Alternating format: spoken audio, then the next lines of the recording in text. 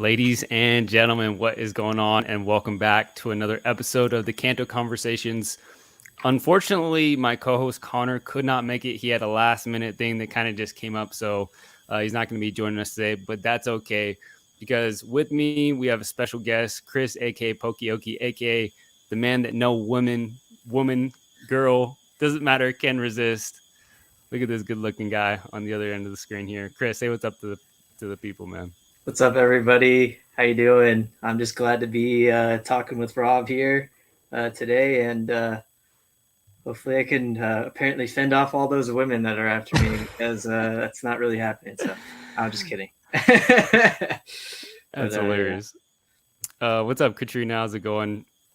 Let's see here. So yeah, today, guys, just going to be a nice, easy chat. Really just wanted to connect with Chris. He's really good dude, has a phenomenal collection. He has extensive knowledge, really around like the Japanese, Pokemon market. Specifically, I kind of say like that PCG era. What do you think, Chris? Kind of like those gold stars.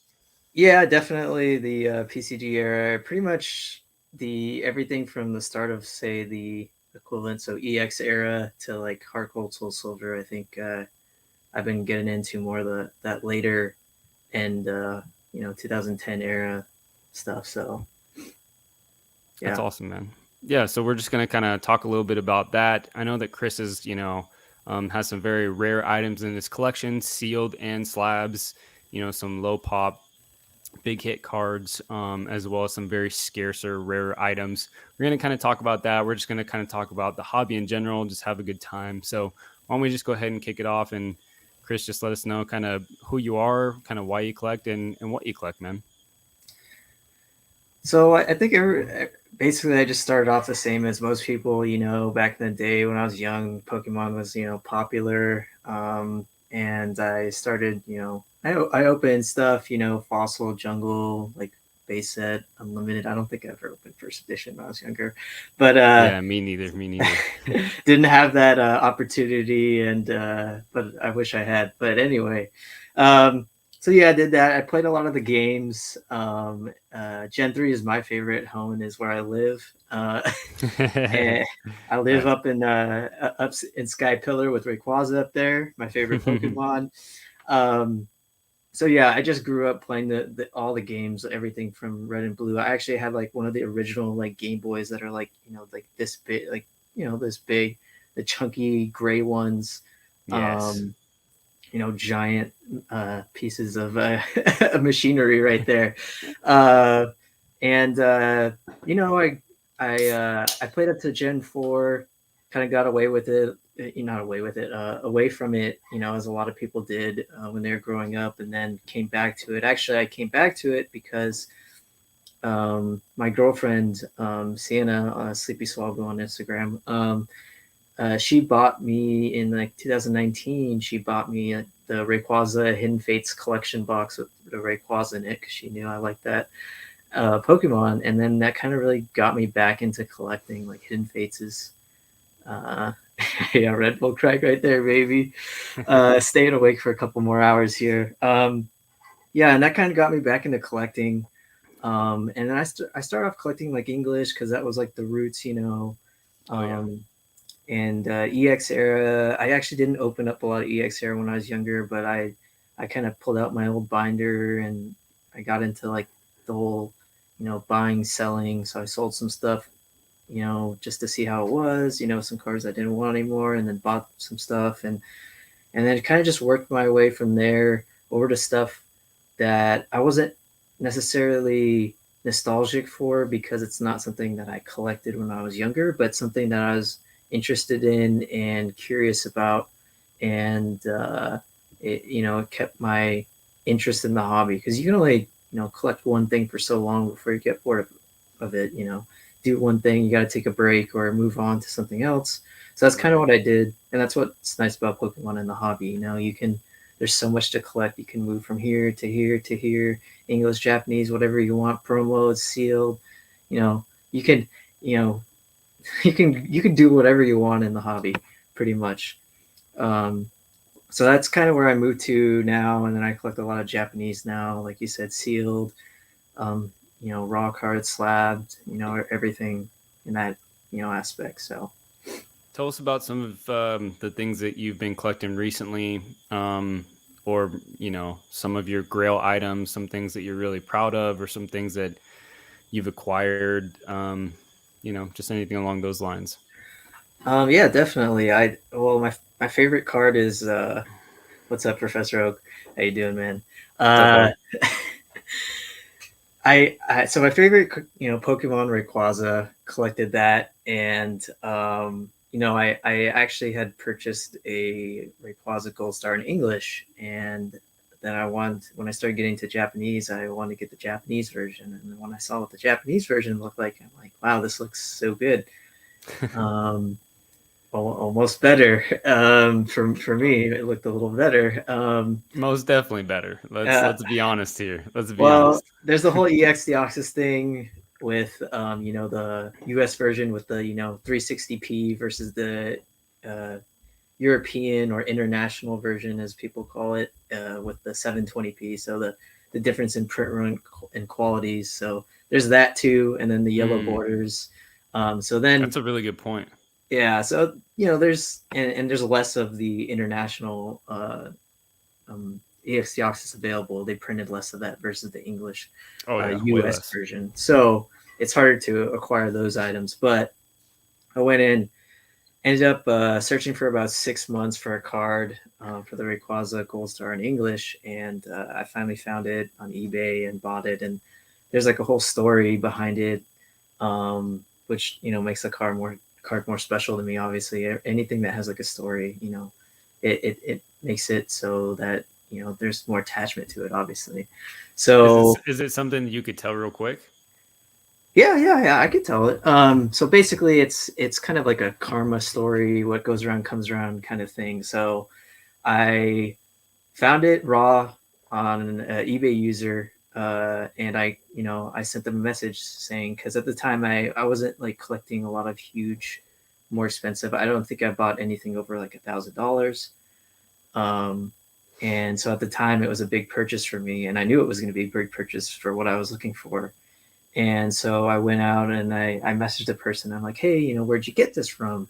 What's the story behind it? How'd you acquire it? Why didn't you grade it? It looks really good. And then I also asked, is there any like flaws or anything you see wrong with it?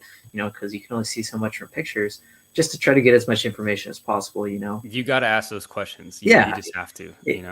It's almost a requirement nowadays. So there's a lot more protection on eBay, and eBay's making a lot of moves with CGC and their vault and everything. So they're trying to protect people more and also protect their pockets more, because they don't want to pay out insurance for scams and stuff like that. So, but yeah, I messaged him, and then he sent back a message somewhere along the lines of, "Why do you need to know this? This doesn't matter. This isn't important. Why are you like, He didn't say this specifically. He's like, why are you berating me with all these questions that may not seem relevant? Really? Yeah, and it's and I get it, because it's messaging somebody online just through like email or whatever the case may be. It's hard to convey emotions and how you're like feeling. So I try to give him the benefit of the doubt, and I'm like, I try to explain what my story is, and I'm like, hey man, this is a big purchase. This is a lot of money, and it would just really help me if you like gave me more information about like the card and where it came from and everything. And it helps with the purchase, it helps, create a story. And sorry for my dog. It's all good. and so then he was like more open after like I kind of explained like, where I was coming from and why I wanted, to know all this information. And so then I talked to him, and he explained, he worked for a card shop, I think up in Oregon for a while, and he was never really into grading, and he kind of just wanted to get rid of it. It was a card he picked up there at the card shop. So yeah, and he said there he didn't really see anything wrong with the card. So I was like, okay, yeah, go ahead. You know what? I'll offer $1,650 for it. And he's like, you know what? I have 2 offers right now for $1,750, but I'll let you have the first crack at it if you want to offer $1,750 to me, because you've been cordial with me, you've been nice, and and everything that we talked about. And so I'm like, and when's the timeline on this? Just curious, like how long ago was this? This was beginning 2021, or I would say late 2020. So before the card started selling for over $5,000 in PSA 10. This was the unlimited version. Interesting. Gotcha. Yeah. Okay. So this was a little bit of a different time. The prices maybe for that near mint of a card, you might be saying, well, that is a really great deal. Why didn't you just pay it, right away? At the time, they weren't selling for over $5,000. And so a near mint copy selling for, around $2,000 or less than $2,000 was pretty standard. And they just started going up after that. So in that timeline, he agreed to sell it to me, instead of two other offers he had. And I was like, yeah, you know what? I thought about it for a minute. It was the hardest minute of my life. I was just thinking, like, the biggest purchase. Well, what do I do? Should I do it or not? Is this a gamble? Yada, yada, yada. I've heard, horror stories, dents in the card, whatever it may be. So then I pulled the trigger. I told him, like, you know what? Let's do it. Let's gamble. Let's get the card. Because, I was planning to grade it. So what happened was it got delivered in the mail. I think it was December then, because it got delivered to me when it was dark outside. I think it was like 7 p.m. and the USPS worker was still working, and he like rushed it. So he didn't scan the item. So he just dropped it off, handed it to me in the dark, and I grabbed it. And so I hear back from the eBay seller like about a week and a half later. And he's like, hey, did you get the item? It doesn't say delivered. It doesn't mark as delivered. I'm like, yeah, I got the item. No problem. What's the issue? He's like, well, it doesn't mark as delivered, and I don't get paid until it's delivered. And I'm like, oh, okay. Just let me know, what I can do to help you out. And then we like looked online, and apparently the buyer can't really do anything to confirm that was delivered. The seller has to go to eBay and contact them. So they went to eBay, and eBay said they had to go and contact USPS, the delivery service that they use, to confirm that it was delivered. So about a week later from that, I have my postman come to me, and he, comes to me and he's like, hey, I got this issue, yada, yada, yada. And I'm like, I know exactly what you're talking about. It was delivered right here. Yeah. Like, this is the number. He's like, yeah, that's the number. I'm like, it's delivered. You can mark it as delivery. You could tell your manager, because his manager had to tell him to come out here and confirm that delivery. And so, I mean, that was kind of the story behind that. So then the guy got paid and everything. Everybody was happy. I was very happy.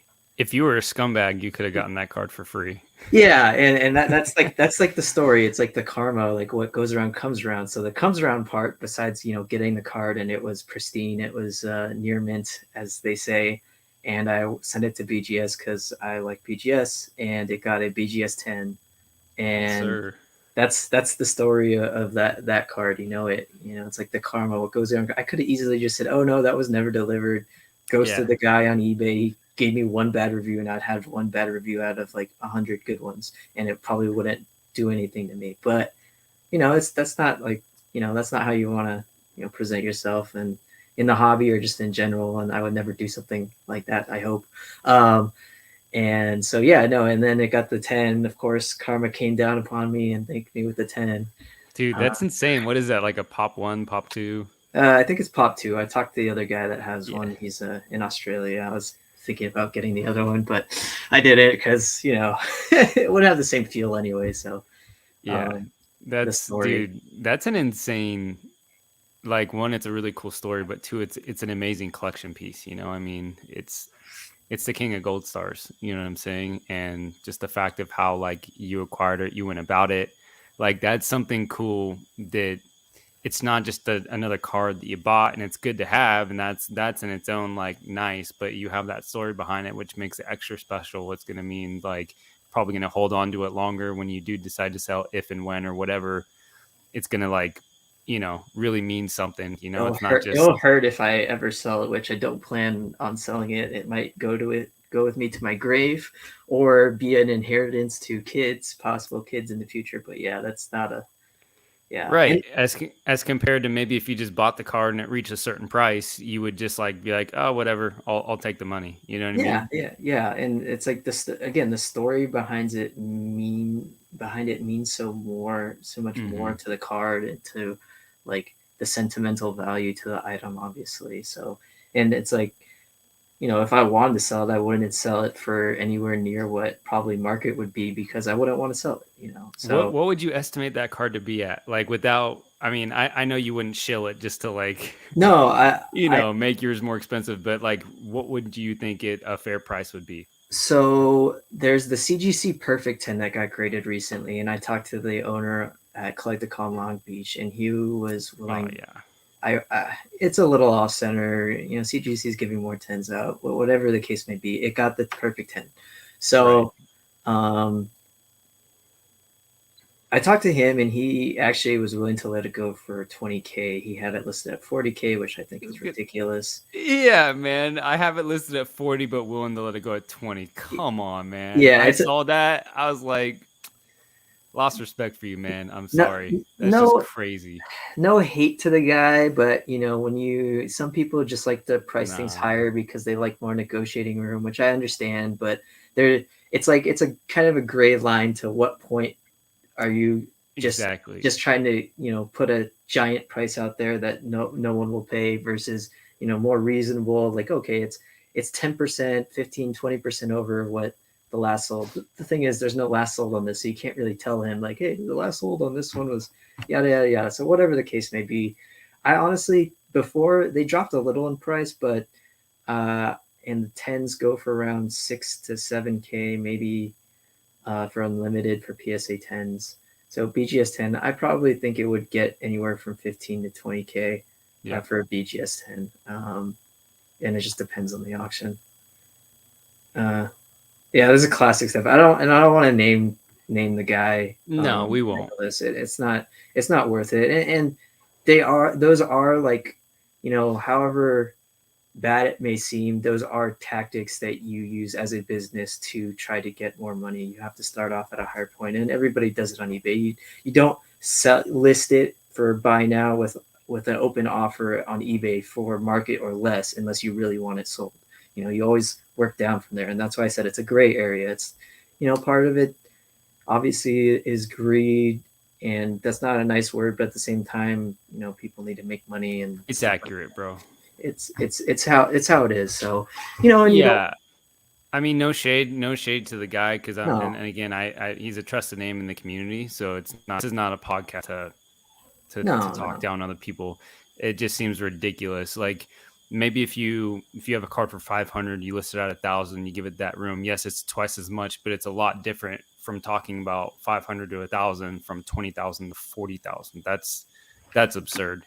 Like, to me as a seller, that's not something I could ever do, man. Like, that's a bit much for me. But again, hey, I'm not someone in a position selling that kind of weight all the time. He is. So maybe that is the route to go.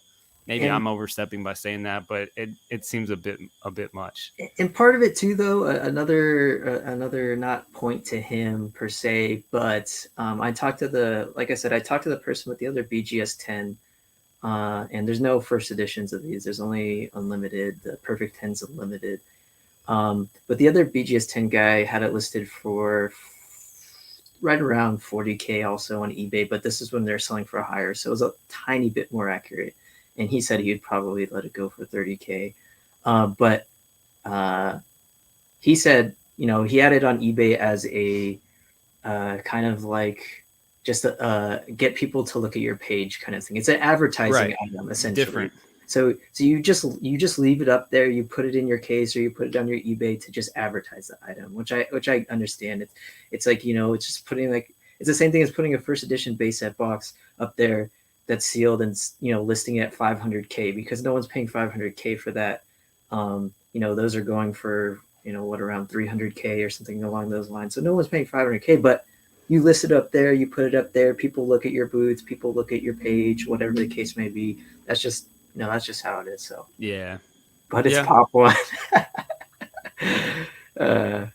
Yeah, the Pop One Beast. It actually surprisingly looks really, really good in that CGC label. I'm not gonna lie. Like, I really, when I saw that, and I think the graded guard, or if it's slab mag, I can't really tell, but it makes it look really good. Like, that combination of black with the blue, with the black and the silver border, like everything, it really, it's gorgeous.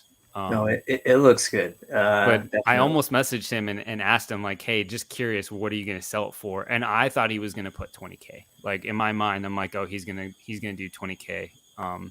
So when I saw a picture and it said 40, I was like, "Come on, man," But you're right. It's just tactics. It's just the way that it is. It's bargaining. People like to feel like they get a deal. It's just psychology. So yeah, no shade to him. Yeah. So That's cool, man. What else? So that's one of like your grails, your baby, something that you're never selling. You have any other items like that in your collection? yeah, sorry, I was bringing up a YouTube chat on my YouTube so I can see all the people's in real time and comment with them. Oh yeah, no doubt. What's up, Poke Kid? How's it going? Yeah, how you doing, Poke Kid? Oh, here's buy a house. So you want to buy a box of vintage. So I guess that's the next item I'll talk about. I don't want to just talk too much about just throwing items out there, but at Collecticon, where I saw that CGC Perfect 10, I ended up making a trade with Tyranitar did on Instagram. Her name's Amanda, and she's very cool, and she's also very busy, so the trade took a long time. So it took about 4 months, but I was like, let's just bring the items to Collecticon. I know we're both going. It'll be easier. And so I traded 2 EX Deoxys collector's boxes. Each of those contains one Team Rocket Returns pack and 2 EX Deoxys packs and 2 Pop Series 1 packs. So I gave her the art set of that, which is a art of Deoxys, an art of a Rayquaza, and then I also traded her a Zukin Hollow Rayquaza, a Bandai card that was a BGS 9.5 graded. And I traded her for, I actually have it right here, this baby right here. Dude, so sick, man. Congrats. Clash of the Summit. It's a Legends era, which is the equivalent of a Heart Gold Soul Silver era. In English, and it's unlimited box. You can see if it's unlimited or first edition by the stamp would be right here on the Kyogre, but obviously there's no stamp. And I did a peek test on the pack inside where you can see where the stamp is, and it was an unlimited, no stamp on there. So this is apparently supposedly from people on Instagram and people in Japan I talked to, the only one known to exist sealed. So yeah, I was so happy to get this, and again, thank you, Amanda, for doing this trade. But it was, yeah, I was. It's just like differences of what you collect, honestly, because those collector's boxes are really gorgeous too, and definitely rare in its own form. I definitely agree with Gem Mint. And the reason because it's my favorite box/pack art and the entire TCG, English, Japanese, whatever. It's my absolute favorite. I just think it has like 6 or 7 legendary Pokemon on it.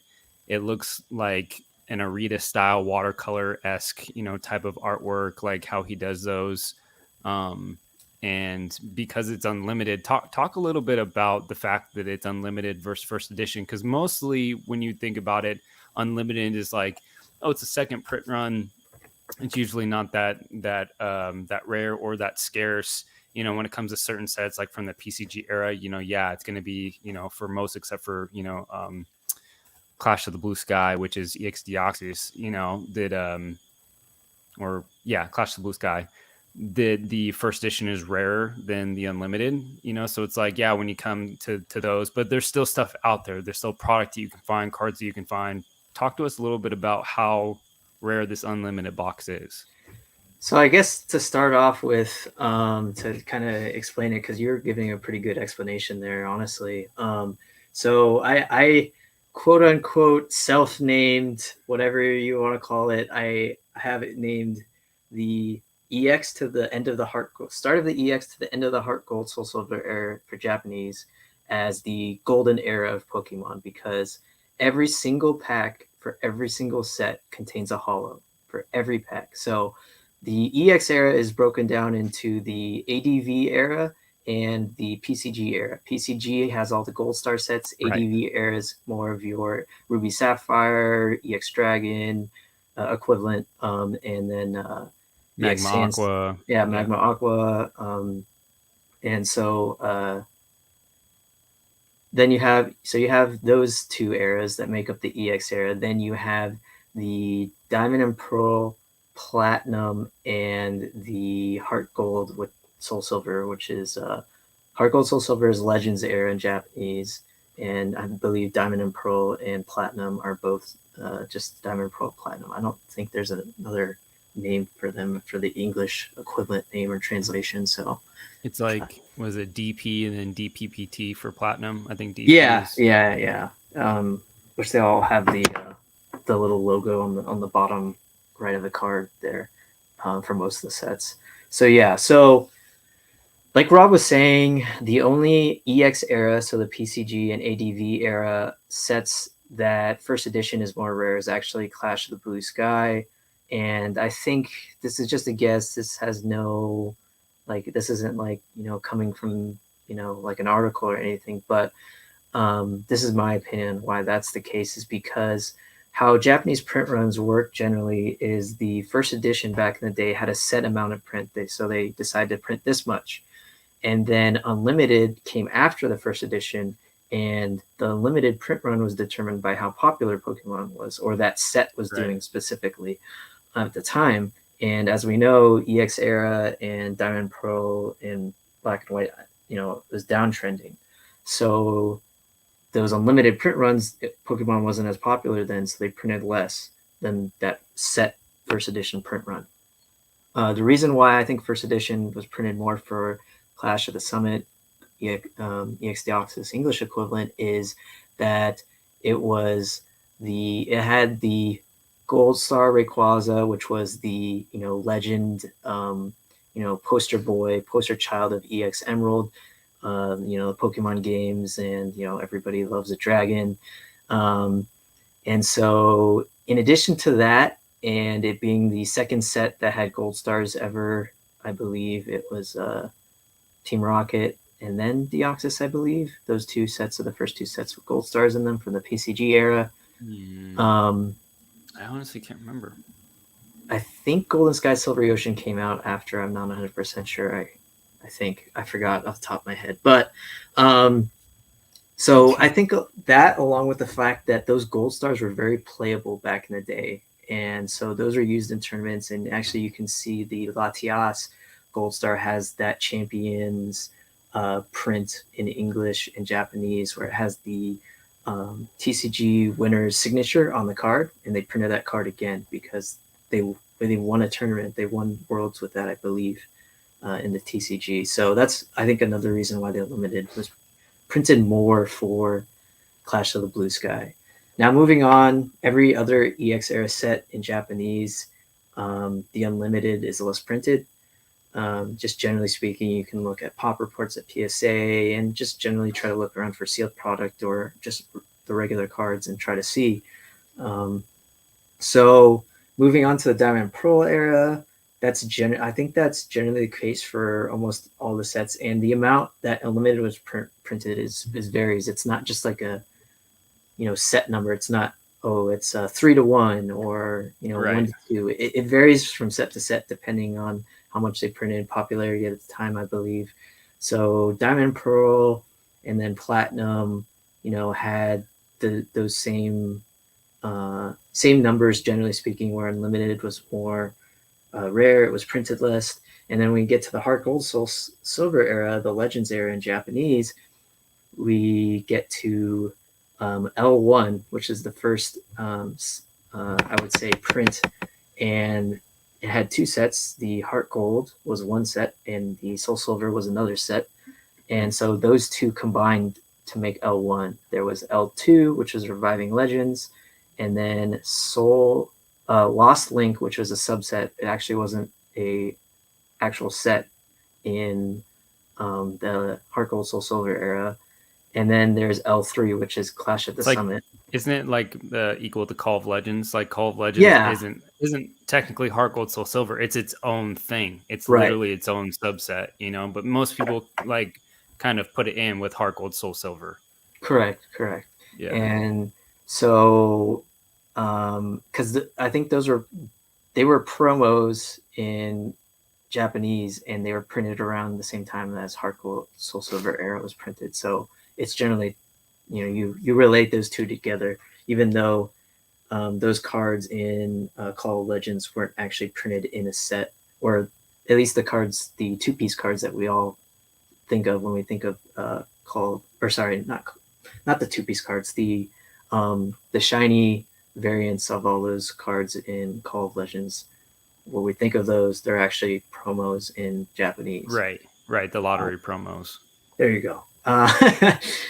But I believe it was just Pokemon must have been really, really, really low at the time, because during the Legends era, there just was not a lot of limited prints, and just even finding a single card in Heart Gold, Soul Silver, Reviving Legends, or Clash at the Summit in Unlimited is just ridiculous. It's very hard to find those cards. Some holos have 0 population, like none graded at PSA, and so it's just fun to go after low pop cards, and especially for me, I like going after set cards because they're a little easier to obtain, relatively speaking, than those promos. Promos usually carry a price tag with them, so it's fun to go after set cards that are really rare that people don't, a lot of people don't have. I think it's a really good balance kind of going after those, because I enjoyed that as well, because you kind of get that mesh of like, yes, it's a set card, so it's not like this extremely rare promo. So it's like, okay, only finite amount were printed, and so that's why there's this huge price tag. But at the same time, people know the set cards, so like that popularity can kind of help push price up as well as the low pop, factor as well. It's a really good like mix of both worlds for me, and so it's a good way to like. I found a lot of opportunities buying low pop set cards and then potentially selling them down the line, or just keeping in my collection because I like to collect those as well. They've done quite well for me, and it hasn't like broke the bank. I don't have to spend tens of thousands or hundreds of thousands of dollars that I obviously don't have on these super rare, low pop promo cards just because none were printed. It's kind of a way for me to like dampen like that trophy-esque type of, world, if you will. It's fun. I agree. Oh, definitely, and it's fun to chase them, and it's not just Japanese that has those like unlimited low pop cards. I mean, just because it wasn't printed in first edition and then unlimited in English doesn't mean those reverse rares in EX era and some of those cards in Diamond and Pearl and stuff. Those are those Diamond and Pearl boxes. Obviously, we've all seen them. They're going off right now. Those boxes are very popular and going for a lot of money, and then have risen in price a lot in the last, I want to say, 6 months or so. And so it's fun to chase those, and people are realizing that, obviously. And so prices are starting to reflect that for at least English I'm seeing. So yeah, it's definitely fun to chase those, and they do well when it's low pop. Generally, you'll eventually find somebody out there that's looking for that card and can't find it anywhere, and you have it, and probably the 1 or 2 people that are selling that card possibly. So you're going to get a slightly better price if that's what you're looking for. Yeah, and I think that's more of like conditional rarity, because the print quality I've noticed on the English Diamond and Pearl aren't that great. There's usually whitening on the back. There's usually some type of factory corner nick on those that hold it from getting the 10. So it's not like the English side is like more scarce. Like there's not enough product out there. It's more of like the condition of the cards and how they came out, as compared to like your box, that unlimited, Clash at the Summit box. That's more like, based off of like how much was actually printed. I don't know that the term, what scarcity, rarity, whatever you want to call it, like it's a little bit different in regards to like the conditional rarity as compared to like actual rarity, how many were like printed. You know what I'm saying? Yeah, there's all the SM Pratt, like there's all different types of rarities, and so whether you're searching for just a card that wasn't printed a lot, or a card that is printed a good amount, but was just printed horribly, as we all know, from Diamond and Pearl to Black and White and some X and Y. But I think Black and White, I want to say, has some of the worst print cards I've ever seen in my entire life, just consistently. Like, we know the EX era like has those like corner nicks on all of those cards, and everybody's trying to get the, you know, those gold stars graded and try to get a 10, and it's just so hard. And I just say, personally, I will go out and say I don't think there will ever be like a BGS Black label of like Rayquaza Gold Star, because just like the opening price is so hard to open packs because it's so expensive, and there will just always be a tiny white nick on one of those corners. So yeah, it's just the print quality of those eras is just unfortunately just so difficult. Yeah. But it makes it fun to chase too at the same time. So that like you said, it provides, anytime you have any of those different types of rarities, it provides a chase to those rarities, so you can go after different types of things, you know, even cards that were printed more but you can't find in the best condition because Pokemon, well, you're like drunk while they're printing those, I guess. I don't, you know. Yeah, so definitely a lot of stuff. And, you know, part of like all the stuff that we've been talking about for the Japanese, you know, researching that stuff and like learning about it, and me talking to people, because, you know, you don't just learn this stuff overnight. The best way to do is just to reach out to people, talk to people, do your own research, and you know, and then you start learning more about it, and it becomes more interesting and becomes more fun to collect. And that's what, you know, makes the hobby fun a lot of the time, is learning new stuff and being able to pick up new things. Yeah, no doubt, man. So I guess like let's just talk about like, are you much of a seller in the hobby, or do you primarily just buy? I would say I'm definitely more of a buyer. I do try to sell because there is, you know, there's some value in learning how to sell your items, because you can't just, you know, not all of us are millionaires and can just collect and buy whatever we want and collect forever. And so part of the hobby is buying and obviously, you know, selling. And I think that learning how to sell is like pretty important. And so it'll give you perspective too on buying items, and, you know, meeting, you know, price points, and, you know, your costs on things, and kind of more of like the business side of it, because I think that's an interesting side to get into too, is the business side of collecting. And I like, I guess to answer your question, yes, I do sell, but not as much as I probably should, because I go after these items and I'm like, well, it has this rarity, and I kind of don't want to, you know, let go of it. And then, you know, you start getting attachments to things, and yeah. Oh wait, is that stuff in your background? Oh, it looks like you have the same problem I do. I know that you had a sweet little background set up for us beforehand, but there were some issues with some lighting, with some gnarly glare. Do you have some items just on hand that you can kind of grab just to kind of show us, you know, some of your babies that you'd have a tough time selling, if ever? Well, now that I bought this display, it's going to be hard to, let me move the camera down a little bit. Now that I bought this display, it's going to be kind of hard to want to sell this. So from Poke, sponsored from Poke Dreamer here. Try to get some nice angles here. So here's walk us through what we're looking at here. So first edition Clash at the Summit, the EX Deoxys equivalent set in Japanese. The first edition unlimited over here.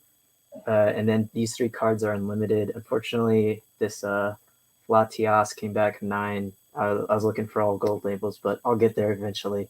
But the BGS 10 Rayquaza and then the 9.5 Latias all unlimited there. So, and very, very cool case by, I definitely recommend, custom case by Poke Dreamer here. So yeah, that was one of the custom ones that I got. And then the other one, which some people have seen, because I just made a reel. I only try to make, God, reels are so hard to make nowadays. I understand why everybody does it on TikTok and then uploads a video on Instagram after they did it in TikTok. Did Sienna make that reel for you? Be real. I made it, but I was literally asking her for help as I went through. Nice. That's what's up. It was well done, man. It really was. So yeah, here it I is. love that.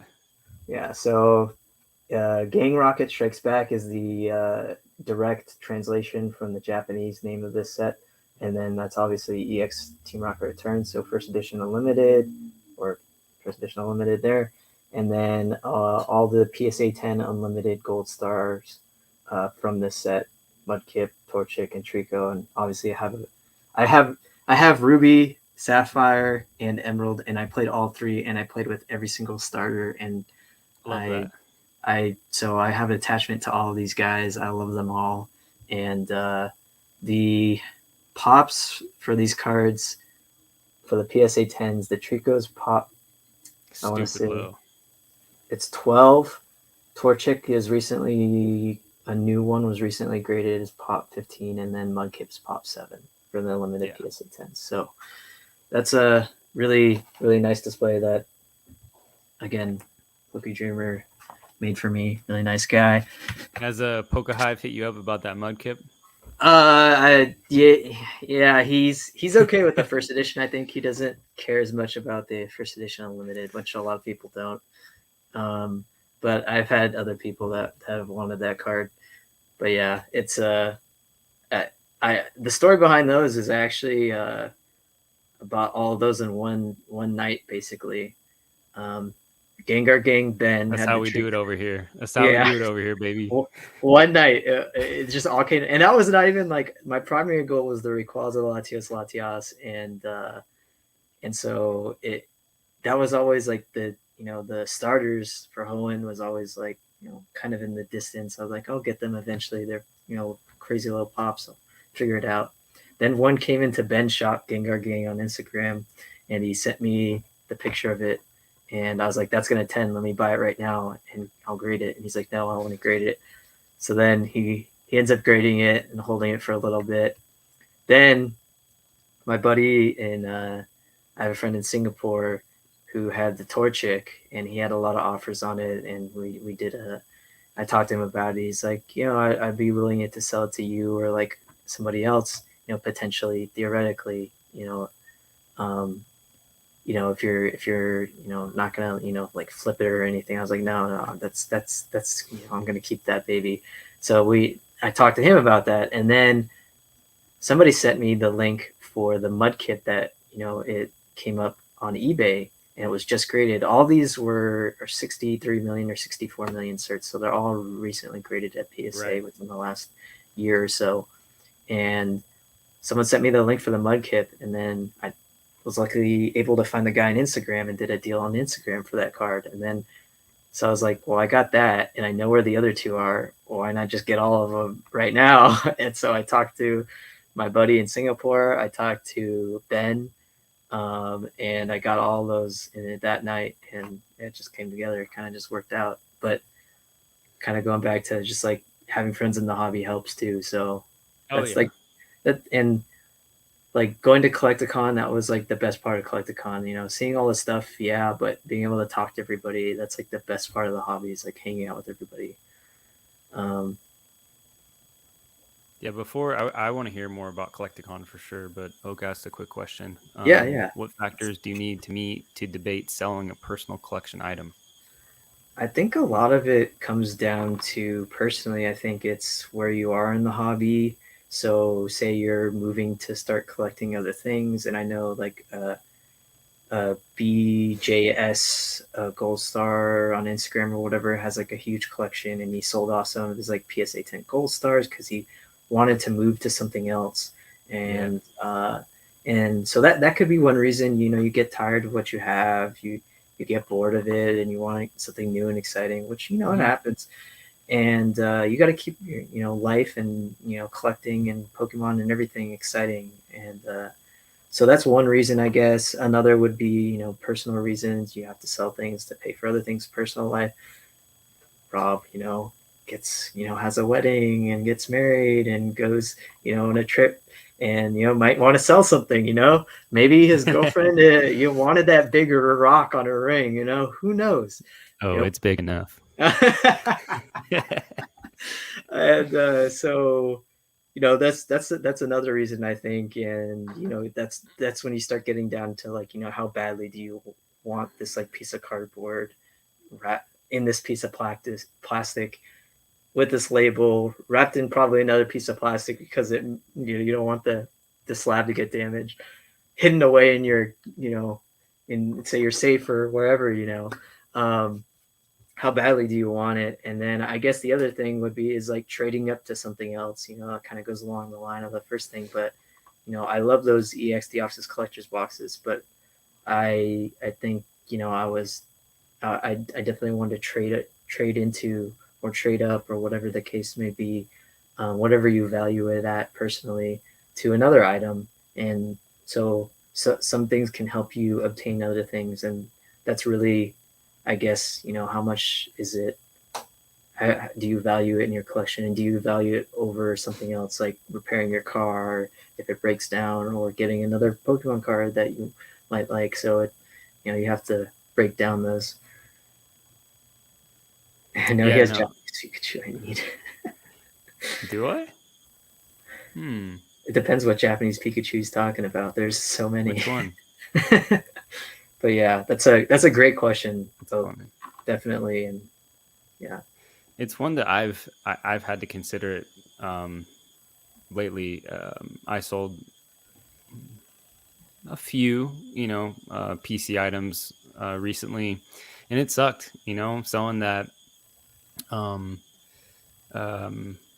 Shout out to Project Mew for pulling that Japanese Umbreon EX from the box break that you had from Golden Sky Silver Ocean, and it came back BGS 10. Like, that thing's gorgeous, but I just sold off my PSA 10 version of that card. I think it was unlimited. It wasn't first edition, so it's a bit less in price. But yeah, I bought it for $350 and I sold it for $950, and the last sold was $1250. So I thought it was a really fair deal. I was looking to liquidate. I made a 3 times profit, and I think I got it last summer, so within a year. And so it's like I looked at those factors compared to like, okay, I'm gonna take this money and this is gonna go, because I'm doing Pokemon full time right now.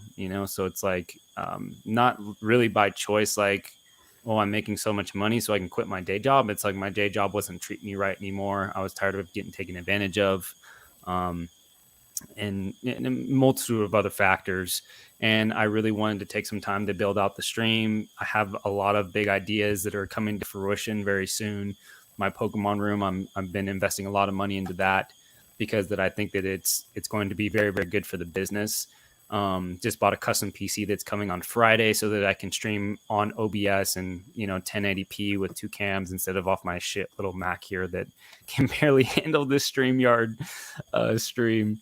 But like, just, yeah, I've sold PC items to like buy other new collection items that I want. Because yeah, most items in my collection aren't forever pieces. You know what I'm saying? Like, it's really fun. I found it really fun to hold items up close, enjoy them in your collection, sell them for a profit to buy something else that you get to have new. And you just keep that cycle going, because for the guys that aren't super rich, like myself, that's kind of what I have to do. And then the other side of it, it's like, okay, life stuff is happening. I'm saving for a wedding. I'm saving to buy a house, as well as I'm putting money into, my business. I'm believing in myself. I'm selling some personal collection items, to fund my business. And it's been going pretty good so far. And I'm like not even close to the type of quality that I'm looking for in regards to like how the lives are going to go. So, that's a really good question, Oak. For me, it's been really tough thinking about like which items I want, but like at the end of the day, it's like I'm only going to sell something in regards to where I can, like, it makes sense financially, like if I can profit from it. If not, I'll just hold on to it, because I don't technically like need the money. But if I see an opportunity, to advance, or like for that Golden Sky Silver Ocean box that we both bought, we saw an opportunity, like this rare piece that never comes up, or close to never comes up. And it's just, you just got to kind of like know on the spot, like this is something that's a must buy right now. This is a killer opportunity. let's buy it and then like sell some stuff later. Or, luckily I had the funds to do it at the time, but it's just, you got to strike while the iron is hot, I guess. No, yeah, 100%. And it just, whatever makes sense in your own financial / collecting situation is just where you have to go with your collection. And if you have to sell off some things you don't want to do other things, I think you should definitely, do that. Don't just hold. Somebody in chat was saying, Mark was saying, hard to sell anything knowing years later it might be worth a lot of money. It comes down to opportunity cost. If you hold something, that means you don't have that money to buy something else at this time right now, or go and do something that you might want to do, a trip or something. So It's just, opportunity cost. What do you want to do now? What do you want to do in the future? What, what's your plans, essentially? Yeah. And speaking of trips, I'm curious how many people in the channel, in the chat, are going to CollectCon Denver. I got to buy my ticket, but I'm going to make it happen. You're not by chance going to that. I know you just went to Long Beach. I'd love to hear about it, but are you going to come to Denver as well, man? I got asked that. I know you asked me that, and I'm like, it doesn't make sense because, again, like you said before, I'm not a big seller. Theoretically, I could like pay somebody to be. It's kind of nice CollectCon because you could actually, go halves with somebody on like a booth or something. It's like a 2-person booth, and at CollectCon, there's always people stealing stuff, unfortunately. So really, it's good to have. Yeah, there was a couple items definitely stolen at Long Beach. I heard and saw. It's so easy because it's so busy. There was so many people, and so just swiping something off is not that difficult, unfortunately. So it's always good to have people at your booth, like extra people you trust, that they could be selling their own stuff, not part of your business, but it's just another pair of eyes that can watch out. So you have to like go in your backpack, get a drink of water, you don't have to worry about turning your back. So yeah, definitely that, I thought about that at Long Beach, but I just wanted to meet too many people and I didn't really care to sell as much. I'm not a huge seller. Like I could theoretically sell some stuff and have like a little bit part of a booth, my own little area, but I just wanted to meet too many people. And asking about Denver, I would love to go, but it just doesn't make sense financially for me to go because I wouldn't be selling that much. I'd probably want to like sell some stuff if I was there and pay for my trip, or pay for a part of my trip at least. And I don't know if I would, want to do that. I do regret missing every CollectCon that's happened to now and the future ones that I might miss. But also I want to save money, opportunity cost here. Hey, you can share my room, bro. We can split a queen bed. Hey, we can sleep in the same bed. Hey, Rock can sleep right in the middle, right there, all of us. Hey, anything, save a couple extra bucks, and I don't mind it, man.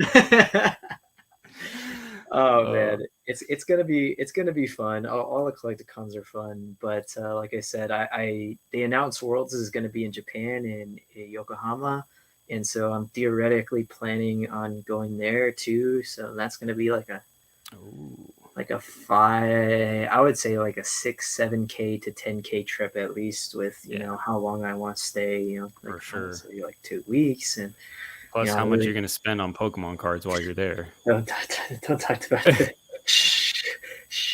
This is, by the way, guys, this is coming from the guy who's like, okay, I'm done buying Pokemon. I talked to him at the end of last year and he's like, yeah, I just bought this box. I'm not buying anything else for the whole next year. I'm not spending anything on Pokemon. What I said was, I'm not going to buy anything that I don't get the money from selling other things, which I broke. So you is that what you said? Was that the... Yeah. That was the plan. Okay. But yeah, you caught me. Yeah. There's too many good things that popped up. So like this box, I'm glad because it was just a straight trade.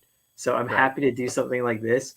Stuff I'm like outright buying, I'm like hitting myself, like, stop doing that. You need to calm down. And I have been a lot slower at buying things, and I am selling more things than I would normally. So It's in the hobby. It's like Cookie Kid. It's so hard. There's so many items you want to buy, so many things you want to collect, and having that discipline is pretty important financially speaking, but also just general like in your life speaking. You don't want to hop too deep in and then drown.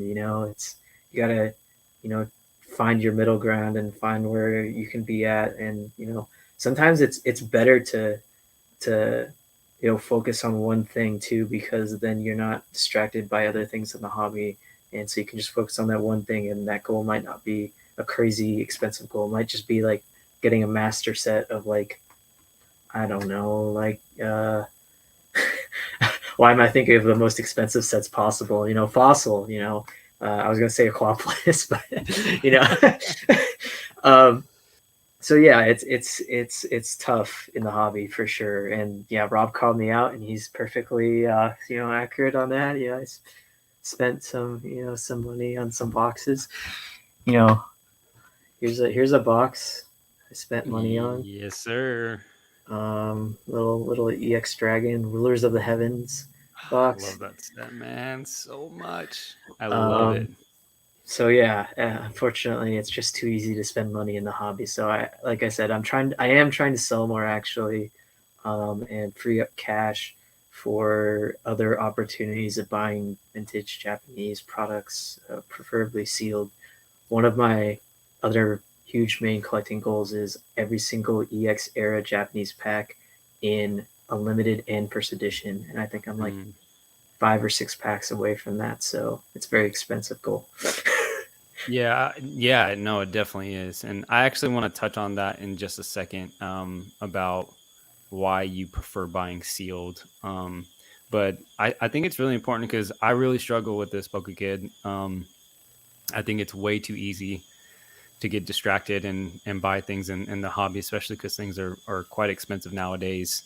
But for me, I actually, like we talked about earlier, like, why do you sell personal collection items? I've been wanting to move on to some new items, and I specifically made those sales, one to fund part of my Pokemon room and my new computer, as well as just evolve my collection into something new. And so a couple of items came up. I'm focusing on Japanese PSA 10 crystals. They're my my new addiction, but they're quite expensive. And a new PSA 10 Crystal Charizard came up for $8K. It's unlimited, and yes, it is lower pop, but it's still a very expensive purchase. And I saw this come up, my heart started racing. I had just made all these sales. I had the money to do so, plus extra money and savings to covering all my other funds, plus rent and all this stuff to put into the business. So it's like I had this extra cash that was like burning a hole in my pocket. Like I literally just got the money in and I'm already thinking of spending it. And so it's really important for me to have people in the hobby to like balance me out. And I instantly called Connor over at Rocpokemon, and I was like, hey, I'm thinking about doing this. Talk to me. And, him being a financial advisor in a past life was like, don't do it. Like take a step back. Let's think about this type of deal. And he could like kind of talk me off of a ledge a little bit. Not necessarily that it's like the right choice to do it, to buy or not to buy, but to really like just take a step back and be like, okay, you don't have you just quit your job, so you don't have that steady paycheck coming in. You're looking to get married. You're looking to buy a house. I get that you just made these sales specifically to refund or to invest it back into your collection. But he's like, what else could you do with that money? He's like, if you want to buy the card, if that's what your heart desires, like, awesome, go for it. But like, really think about what else could you do with that money, and think about potential risks that you could encounter in the upcoming months where that cash could come in hand. And I'm like, those are good points. Like I needed to hear that, because like I can get very emotional about Pokemon. I don't know about you guys, but I can be very compulsive. I can see something and I can just buy it because I want it, and it might be a bit different from buying something to resell it or to flip or whatever to make that money. That's a bit different context. And so maybe we'll kind of jump back into the sealed discussion, but I think it's really important to have, people in your inner circle that you can talk to that can really kind of like keep you balanced in regards to this stuff. Because I truly believe that, addiction and Pokemon can kind of go hand in hand. It's a bit of gambling, it's a bit of nostalgia, it's a bit of potentially making money, it's a bit of the collector in me, whatever. Like addiction can kind of go in that conversation. And so like I can be kind of prone to addiction in my life. That's just who I am. So I need people to kind of help me balance out. So anyways, just wanted to throw that out there. Oh, sorry, Rob. I didn't listen to anything you were saying because I was buying Pokemon. As we speak, somebody DMs me, "Hey, you interested in this box? I heard you might be interested." Which boxes? I can't see it. It was a Holland Research Tower in Japanese. Ooh. So Get it. yeah, Get it. as I'm talking with somebody else about buying more Diamond and Pearl boxes in Japanese, so there's like, if you look hard enough, even rare boxes like that, there's opportunities out there. And like I said, opportunity cost is, where, like Rock told you, it's like, where could you theoretically put that money, or just put that money in the bank and keep it there? Would that be better than just buying something? Sometimes yes, a lot of times yes, that is the case. Sometimes something means enough to you where you want to go out and buy it, and hey, no harm, no foul. If it's that important to you, go ahead and grab it. And usually, if you have good taste, it's probably going to keep its value. It's not a, let me think, something that dropped incredibly in value. It's not a Neo Genesis first edition Lugia that went up to 100 and something K and then dropped down to less than 40% of the price, the high price or whatever. Not that that's a horrible card to buy or anything, but it's just one of the examples of you. No, and it's a perfect segue into what I want to go towards. And one of the points that he brought up was like, hey man, maybe if you were looking to buy something sealed, it's a different story because it has a much better chance of holding its value and going up.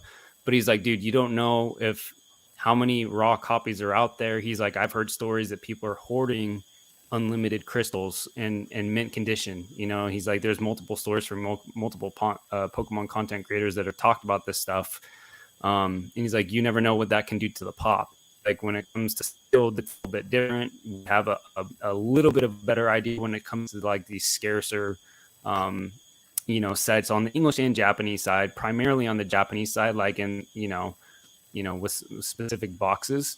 And so that was actually a point that he did, kind of bring up as well. He's like, dude, you're spending a lot of money on a card that could potentially lose value significantly as compared to like if you were to put it into sealed, it might be a better chance for your investment. So is that kind of how you kind of view it as well because I know that you tend to buy a lot of sealed? So yeah, sealed will just generally hold value better. It's less, I would say the best way to put it is it's less volatile. If the card goes crazy price and value, yeah, the sealed might follow. But generally speaking, from a lot of the stuff I've seen, the sealed will not be as volatile, will not go crazy up and downs like the Lugia. Now, that's not to say that it won't, because again, Neo Genesis like boxes were selling for much more, Skyridge boxes were selling for much more during the peak, and they did drop in price. But it's when you're buying sealed, it's almost like you're not ripping it per se. You're looking to hold it and maybe sell it later. You're not gambling on the item, increasing in pop, because I guess you could be, because like you said, there could be somebody out there that has 100 boxes of that comes out, but it's just incredibly more likely that somebody has 100 sealed boxes that are just going to be popping up on the market. Because I don't know who would, I don't want to say dumb, but I don't know who would be dumb enough to just put all those at the same time in the market and flood the market, because you would not get your best value by doing that. They would trickle them in. Right. There's not to say that those boxes couldn't be out there. It's just less likely than the raw cards, like you're saying, be out there, because how Japan, like the societal norms of Japan, to I guess counter that point too, though, is there's a lot of cards in Japan, so you have to be wary of the pop of a lot of these cards increasing, and it probably won't increase as fast as we people warn you about, but they will increase over time because more people are getting familiar with grading in Japan. They have the offices in Japan now for PSA, and more people are looking to buy Japanese product because it's more popular now. But back in the day, how Japanese culture is things are made to be useful. So they're made to be used and they're fixed when they're broken. It's not like iPhones where you just buy the new one because yours doesn't work as well anymore. The battery doesn't last as long. So you just throw the old one away or put it wherever and just buy a new one. How Japan culture is like, hey, this tool is broken. We have to fix it. And when they make tools, they make them so they last as long as possible. And so when they make cards, it's like generally the idea is, hey, this is made for playing. This is made for TCG. It doesn't mean that nobody collected it and nobody kept these things sealed, because of course people did and put them away in the basements, forgot about them, or just were actual collectors back in the day. Of course there were people like that, but they were meant to be played. So generally speaking, a lot of people played with these cards. And when you handle cards, they're going to be in obviously worse condition, even if you put them in those sleeves. So yeah, there's different points to be made, but I definitely think though that there's a lot of cards in Japan that haven't hit like the market, and you do have to be wary about that. And that is a good point to bring. But I just think that generally sealed is going to have less of that issue where those products are just going to randomly pop up. You're not going to see a bunch of, base set boxes just all of a sudden, hey, here's 100 of base set boxes. Now the pop's just going to increase, and now we have to worry about no rarity pops increasing. And it's just like the chances of that happening is a lot less than, say, base set Charizards popping up or no rarity Charizards in Japanese popping up. I just think you have to weigh the pros and cons of that. Also, when you buy sealed, again, you're not gambling on the grade of the item. Like, say you're buying things raw and you're gambling, hey, is this going to grade a certain price? And then I have to work that into cost and everything. If you're buying sealed, you're generally selling sealed, and sometimes you open it personally. But if you're selling sealed, you don't have to worry about whether that card gets like a 10 or not. It's up to the person that's buying that to determine that, and if they're going to rip it or whatever. But you just got to make sure there's no G.I. Joe packs inside. Yes, luckily Japanese has a lot less sealed problems, although now with the popularity, there's the whole Eevee Heroes reseals that have been a problem in Japan that I've been hearing about and watched some videos about. So definitely something to look out for people in the future for Japanese boxes being resealed. So yeah, there's, wherever there's money to be made, there will be scammers, unfortunately. Yeah, and it's a really good point to bring up about putting money aside for risk. I feel like, Connor talks about that a lot with me. He's talked about on the podcast and other people's podcasts, but he talks to me about it a lot. Like there's not enough collectors that it's like for businesses, like eBay or whoever, USPS, Wells Fargo, like fraud happens. So it's like they have to have money to help with that, and like as a collector, I just think that everything's going to go perfect. Like my bills are going to stay the same.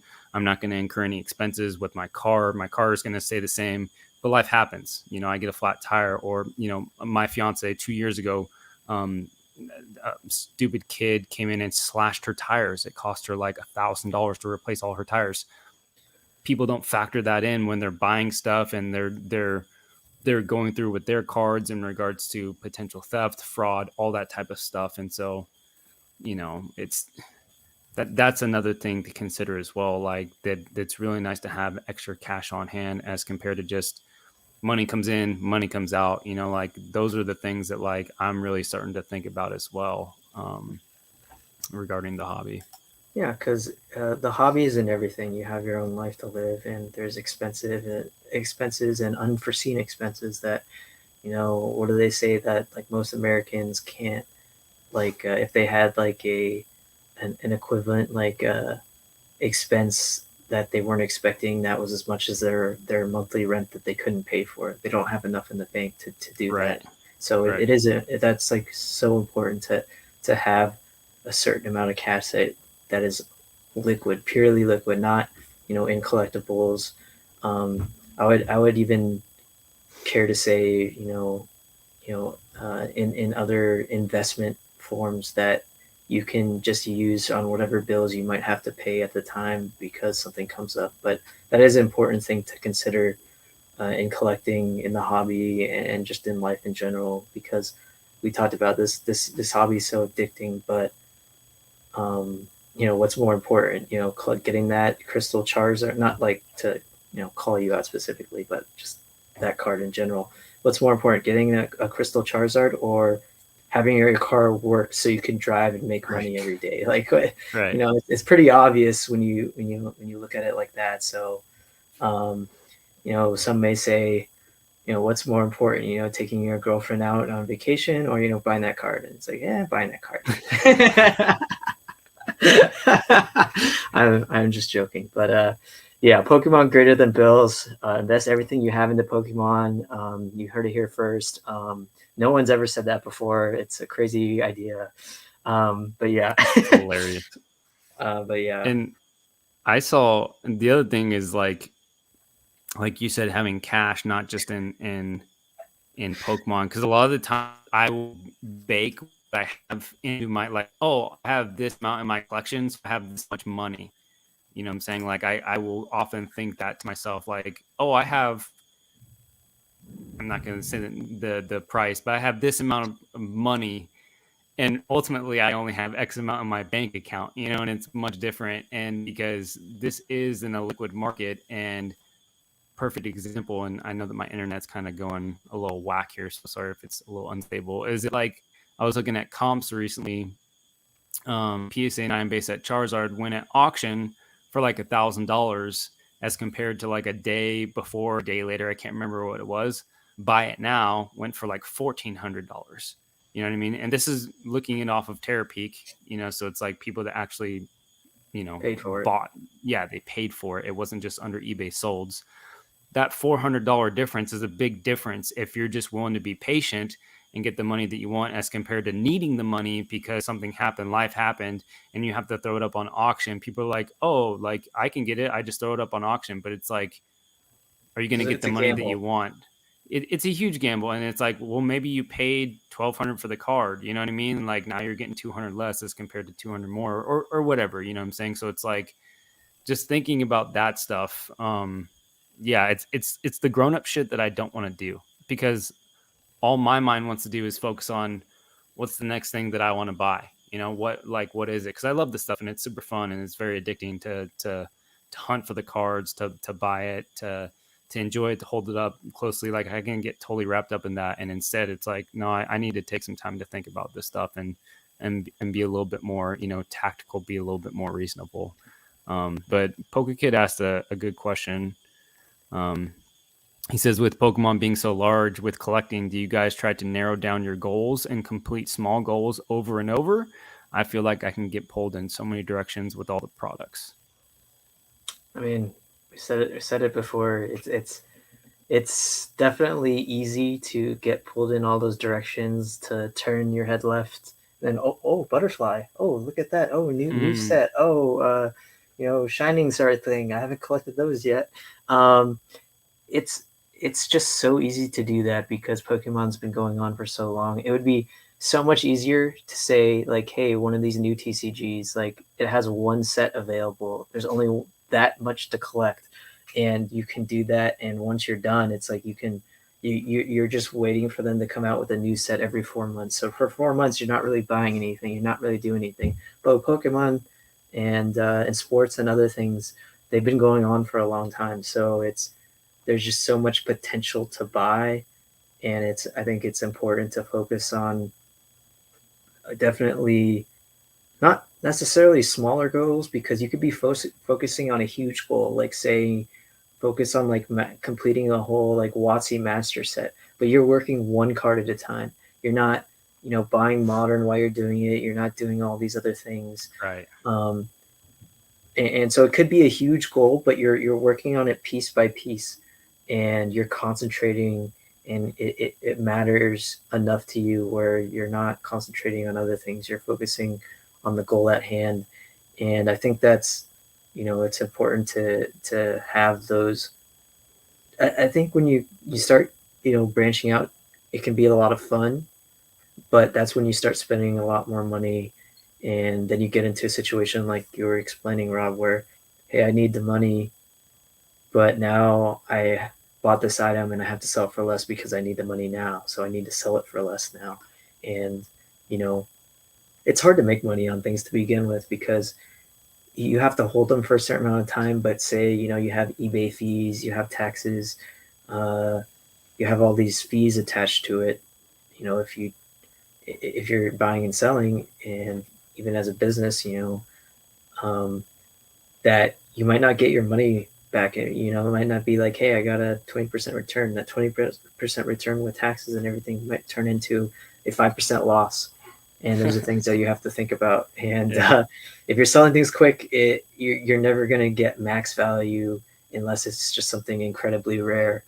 That's not going to ever come up again, or, you know, for some people. So it's definitely good, I think, to narrow down your goals. And that's what I've definitely been trying to do. I'm literally just buying sealed EX era, Diamond Pearl era, which I know is like a big thing, but that's not actually my primary goals. My primary goals were the gold stars in 9.5 for the Latias Latios, and then the EX era sealed packs in Japanese, and for the ones that I'm missing. And those are my primary goals right now, and I'm slowly working towards those. And yeah, I pick up some other things because financially I can, but I'm trying to trade things. I'm trying to sell more things so that I can offset buying the stuff that I'm buying, rather than just grabbing into the bank account, taking out the cash, paying for something, and throwing that money away into an item.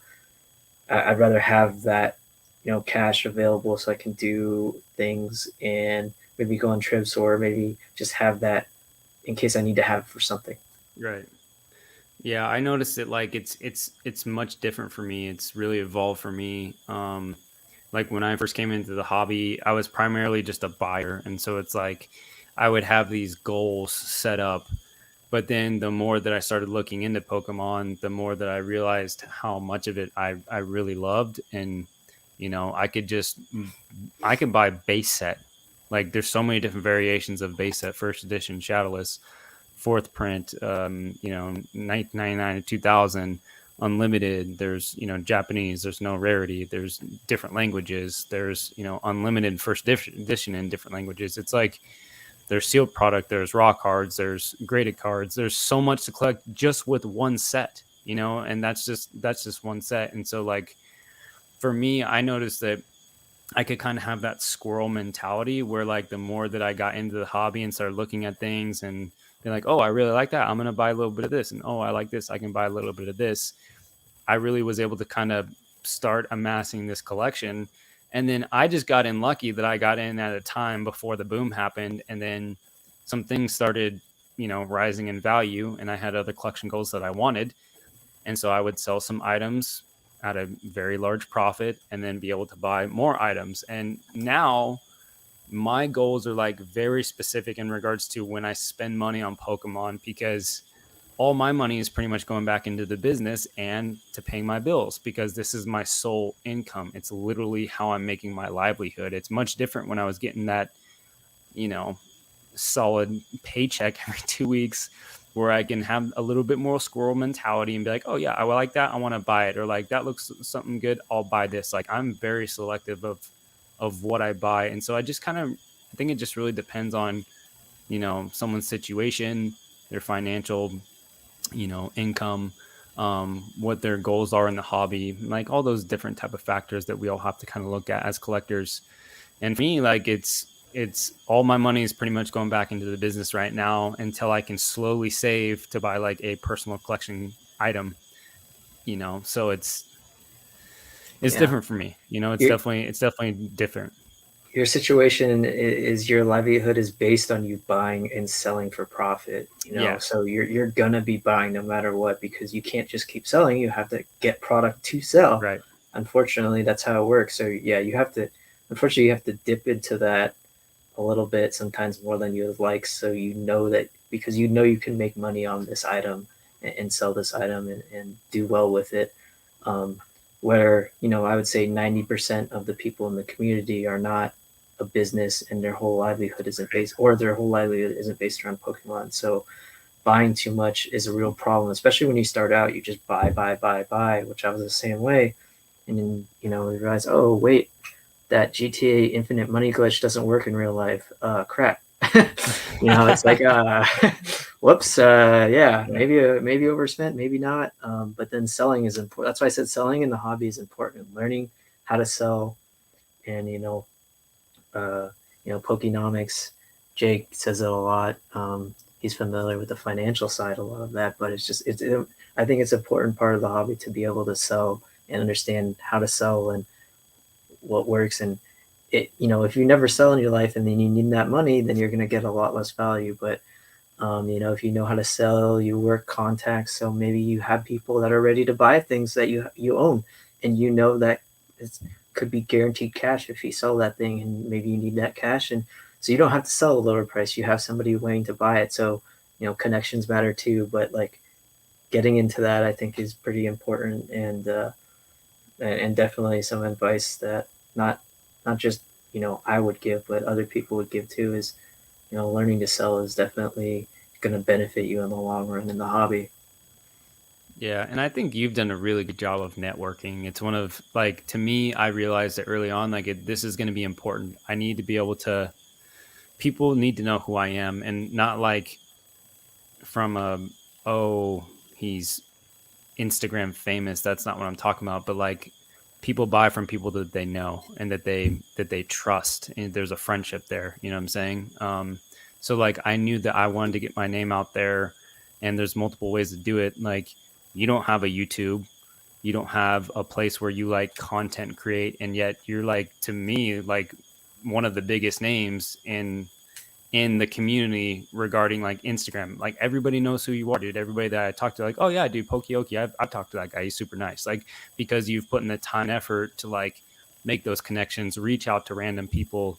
Like, I remember when we first met, I don't even remember what it was, but you were just like, hey, do you want to get on a call and talk? And I'm like, who the fuck is this guy? Hey, like, I hate Instagram. Just like, we have like a long chat, right? And we're just typing. Right. And then it goes to voice messages, because I'm like, I'm tired of typing this. I want to talk to you. You seem like a cool. I don't do that to everybody. I don't just like, hey, let's call. But like, if I like talk to you and I've seen your stuff and I can tell you're cool, it's like, hey, you want to just talk, man? Because that's like the best way. And people like it when they see each other's faces and stuff. So no, yeah, I definitely agree with that. And I love talking with people. Like Collecticon, my girlfriend, like she's like, oh, you're talking to everybody.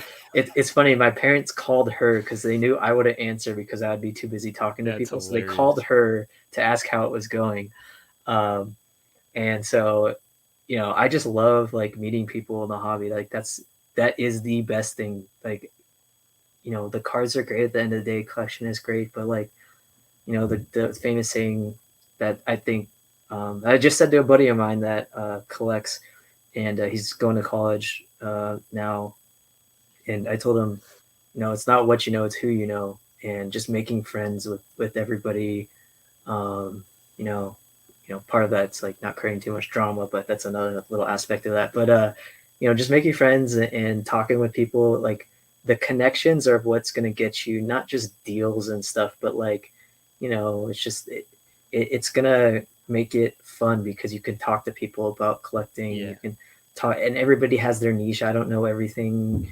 Nobody knows everything about the hobby, but if you have like those people you can reach out to, it provides a wealth of knowledge to you that, it can just help so much in every aspect, not just Pokemon, because they can be, carpenters, they can be business, they could be, psychologists, they could be, accountants, and, they could, advise you on things, theoretically, and, just, like Connor, helps you out because he has knowledge in, his own field. So there's stuff like that too, things you don't think about that other people can help you with, and they can provide that knowledge, and like, knowledge is power.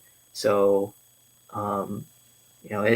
that's, I can't like stress it enough. It's just like, that's the best thing, is like, I always love to reach out to people, at least like chat with them, talk to them about stuff. That's why I middleman for people, because I've made deals with people, then I talk to them and it's like, hey, he's trustworthy, but also like I like to talk to the person. And so I have, friends in like Luxembourg and Brazil and in Singapore, Australia that I talk to, and I middleman stuff for them, and I don't even charge them anything. Sometimes they give me free cards. I don't ask for it, and I appreciate it, but I do it because I know they're cool and I enjoy talking to them, and we collect a lot of the same stuff a lot of times, and I know it is like a huge help to have someone you trust in the USA because that's where a lot of grading is, and most of the collectors are in the USA generally speaking. So yeah, I can't stress that enough. It's just, in the hobby, just knowing people, making friends with people is such a big thing, and in life in general. Yeah, man. I mean, you do a really good job of it. It's like it's motivated me to be more outgoing because to my core, I'm a hermit, dude. I'm an introvert for sure, hands down. But like after the fact, like once I get to know somebody and like I have those conversations, I always feel better, and I'm always like, oh, that was fun, like that was good. Like I like making new friends after the friend has been made, but like that initial effort, I'm always like so shy, or like I feel like I'm bothering somebody or whatever, like I'm like, oh, they're gonna think who's this guy type of deal. Like there's all these like stupid fears and insecurities about it. But like after the friend has been made, or after like you start to get to know somebody, it always feels good. And so it's like definitely like making more connections has helped me push myself to make even further connections, which has helped me like in regards to buying, in regards to selling, in regards to just having buddies to talk to. Like, I mean, I feel like I have more friends in the hobby I've never met than like people in my real life. You know what I'm saying? Like, Well, I don't. that's kind of how it is nowadays, right? Yeah. With COVID, Yeah. everything, unfortunately. That's, oh man. But yeah. So, anyways, dude, that's Hey man, it's why we're talking today. You know what I mean? It's why we're here. It says the introvert guy that has his own YouTube podcast and everything, and it has Pokemon breaks every Sunday. Go check him out. And likes to do vintage breaks of Japanese, whatever the case may be, and then complain to me about being an introvert. No, I'm just joking. But hey man, we go to Collecticon. Maybe I just, bring a giant sign that says, hey, this is red or blue Pokemon right here, Rob, with a little microphone. It's like, hey guys, this guy's famous right here. He knows what he's talking about. Go talk to him. Dude, it's weird, man. Like, it's funny because you say that, and it's all true. I'm a total introvert. I'm not very social, yet my love for Pokemon outweighs all that stuff, and it has forced me to like work on my fears and work on my insecurities and the stuff that just human struggles. So it's like, yeah, dude, my love for this stuff, it's not just a business. It's cool that it's turned into a business and that I can do this for a little bit right now, but it's like it all started with the love of the cards, and that's helped me just like get out of my box for sure. But it is funny when you kind of look at it that way. For sure. That's a good question. And if you guys have questions, feel free to shoot them. I know we only have a few people in the chat. You guys are legends for showing up. Thank you. Collector's Firm says, what are your thoughts on signed cards? Yeah. They've been, well, I think if you've been paying attention at all in the community, they've been going off, especially with going off the rails, because they're doing really good. They're selling for higher prices. There was just the last PWCC auction that had those. So Trade Natural on Instagram, very good accumulation of knowledge there, and he kind of summarizes the PWCC and sometimes heritage auctions. And there was these signed cards. They're just regular back cards, and they put like essentially a sticker on top, but it was just like the sticker was the boilerplate format of like a regular E-Series card, a trainer card, I believe, and they just were signed and sketched by a couple of the illustrators back in the day. And I don't know, I forgot if it was an event or something he said, but they just went on PWCC auction, and it's literally just, it's a real back card with a fake sticker, like of what looks like a Pokemon card, but it has a drawing of a Pokemon and then the signature of the artist. And they went for some very high prices on PWCC this last Sunday. And just generally speaking, they've been going for pretty good prices, increasing in price for the last like a couple months now. And now with Saito and Arita coming and signing the same weekend, freaking crazy. It's a bummer. The joke I want to make a reel, but I got too tired after making that other reel. I was gonna, like theoretically, if I, had more time and was better at it, I was gonna pretend to be a grandma. And I'm like, I'm gonna go to get anybody got a crystal Charizard for me so I can get it signed by Saito. He's my favorite artist. I was gonna make a joke about that because literally on Instagram, like as soon as they did confirmation that Saito was gonna be there and they had the times and how much it cost, it's only $20, which I was surprised it was so low. But it literally everybody and their mother was trying to get a crystal Charizard or talk to people about getting multiple crystal Charizards, and it was just funny to me, like such a expensive card all of a sudden selling like hotcakes, Yeah. But yeah, I think a lot of people have realized that signatures, like the artists won't be there forever. Pokemon's been going on for a long time, and those artists, a lot of them at the beginning of Pokemon, they were not like 20 years old. Some of them were, but a lot of them were a little older, and some have passed away. And once the person passed away, you'll never get the signature again. That's just, this card will never be signed by the artist. And so signatures have meaning in the hobby, and people collect them. Ace Chimp on Instagram is an expert. I've talked to him before, not extensively, but he knows a lot about signatures, and he did a price analysis of signatures and what each artist sells for, generally speaking, and averages, and does a sketch matter on the card or not. And so it's definitely is, I think, something that was underappreciated and maybe undervalued in the hobby, and it's definitely getting more attention now, which I think it should.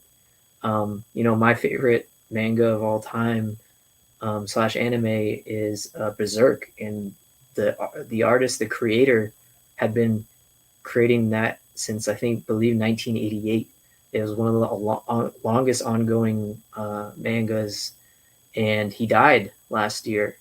Or was it the year before? I think he died last year, and it was very sad, and the manga hasn't finished. The story hadn't finished. Luckily, his team that was working with him picked up, and they're going to finish it.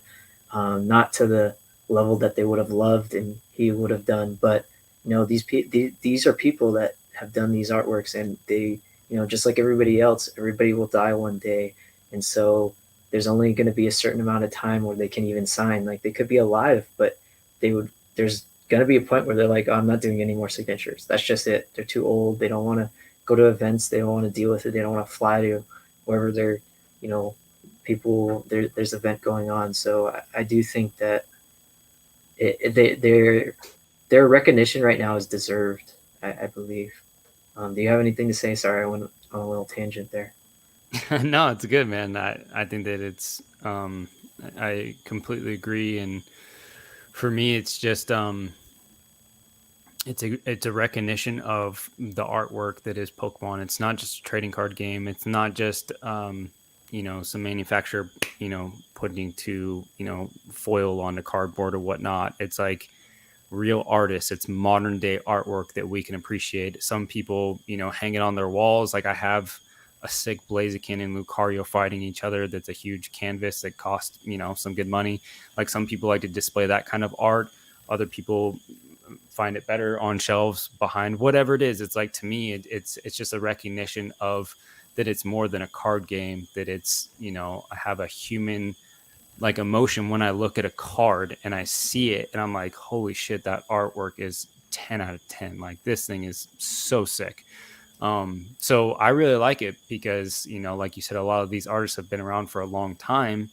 And I think what's interesting is that a lot of artists nowadays aren't doing the non-personalized autographs anymore. Like Saito, Arita, they're not doing non-personalized. It has to be to and then the person's name, and then they're going to sign it, And Collectors Firm asked if the sketch matters. generally speaking, yes, a sketch will significantly improve the price of a card for sure. It also depends on if it's just getting, because there's 4 different ways that you can authenticate it at PSA, or that you can get your label. You can just do the card authenticated along with the signature authenticated. So it just says authenticated on it.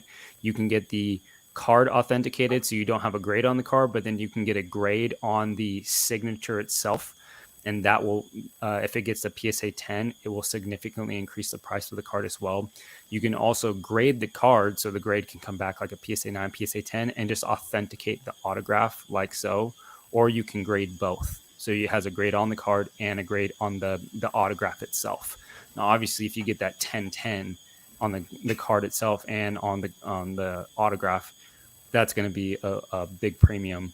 But what I also think is interesting is that for those cards that you were talking about that came through those last PWCC auction, it's like they were something like in nationals in like 2006 or something like that. It was like a while ago, because it was an E-series. So it was back then, obviously when, in that era of Pokemon.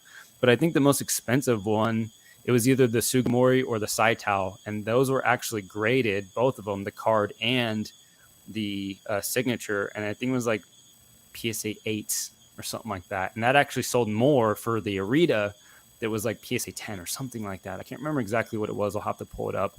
But it's definitely interesting to kind of see it, because Sugimori, as some of you may or may not know, has not signed a lot of cards. Arita has signed a ton of cards. Saitao has not signed a lot of cards. Very, very big, popular illustrators, especially, Saitao with all these modern Poncho Pikachus and, specific promos and full arts and all this type of stuff. I mean, Saitao has been an illustrator for a long time, but not a lot of signatures compared to like Arita or something like that. And Sugimori even less, I think. So it really just kind of like depends on, who the illustrator is, what the card is it authenticated? Is there a sketch? There's all these different factors that kind of go into it. What I found interesting about the one that Arita did, he did like a Voltorb or like an Electrode. And I was like, why? He's done so much, and I have no idea. I don't know what to say about that one, but the choices were interesting on the Pokemon. It's pretty funny though to look at all of them. Collector's Friend brought up a point. He's talking about how a lot of the artists are only doing personalizations, and so it might not be great for sellers and buyers of those signatures, because you don't want to sell, no one wants to buy something that was personalized to somebody else. Right. Unless you have the same name, then you get really lucky. But there's a reason why they did that, and there's a reason why some of the artists weren't signing for a while. I was able to talk to somebody that was somewhat friends with Fukuda, and is in Japan, and apparently Fukuda is the artist for every single Gold Star that was ever done, except for, I guess, Greninja now. I don't know if he did Greninja as well. Okay, so he did Greninja as well. So every single Gold Star that was ever done was done by Fukuda. And he and Arita weren't doing signatures for a while, not only because of COVID, but because they were upset that the signature cards that they got, that they were signing, were going to these collectors, and they heard about them getting flipped very fast. And so essentially, you do this signature and this sketch for somebody, and it's almost a slap in the face as an artist, where it's just like, okay, can you sign this? And then you turn around and sell it to the guy next to you. Like, it doesn't mean anything to the, to the people that are getting it signed. They're just doing this for pure profit. It's almost like a business move. It's like, it's like you're putting money into a stock to sell it later. It doesn't, like, you could care less about the company as long as you think they're going to do well. Like, that's I guess how the artists kind of were seeing it, from my understanding. And so to this day, I don't think Fukuda signs anymore. He hasn't done any signing events. He doesn't want to sign. Didn't he do Arita's, some a few years back? yeah, that was a couple years ago, and so from then, basically is when I'm kind of talking about that. But he, you know, until he signs again, I hope he does. But I get why they're doing personalized now, because the artists feel a little disrespected, and it's also a cultural thing too, because Yeah. Japan is different. You can't deny that the cultural difference between the U.S. or any other country and Japan is the same. So it definitely, that signature, I think, has more meaning than people think.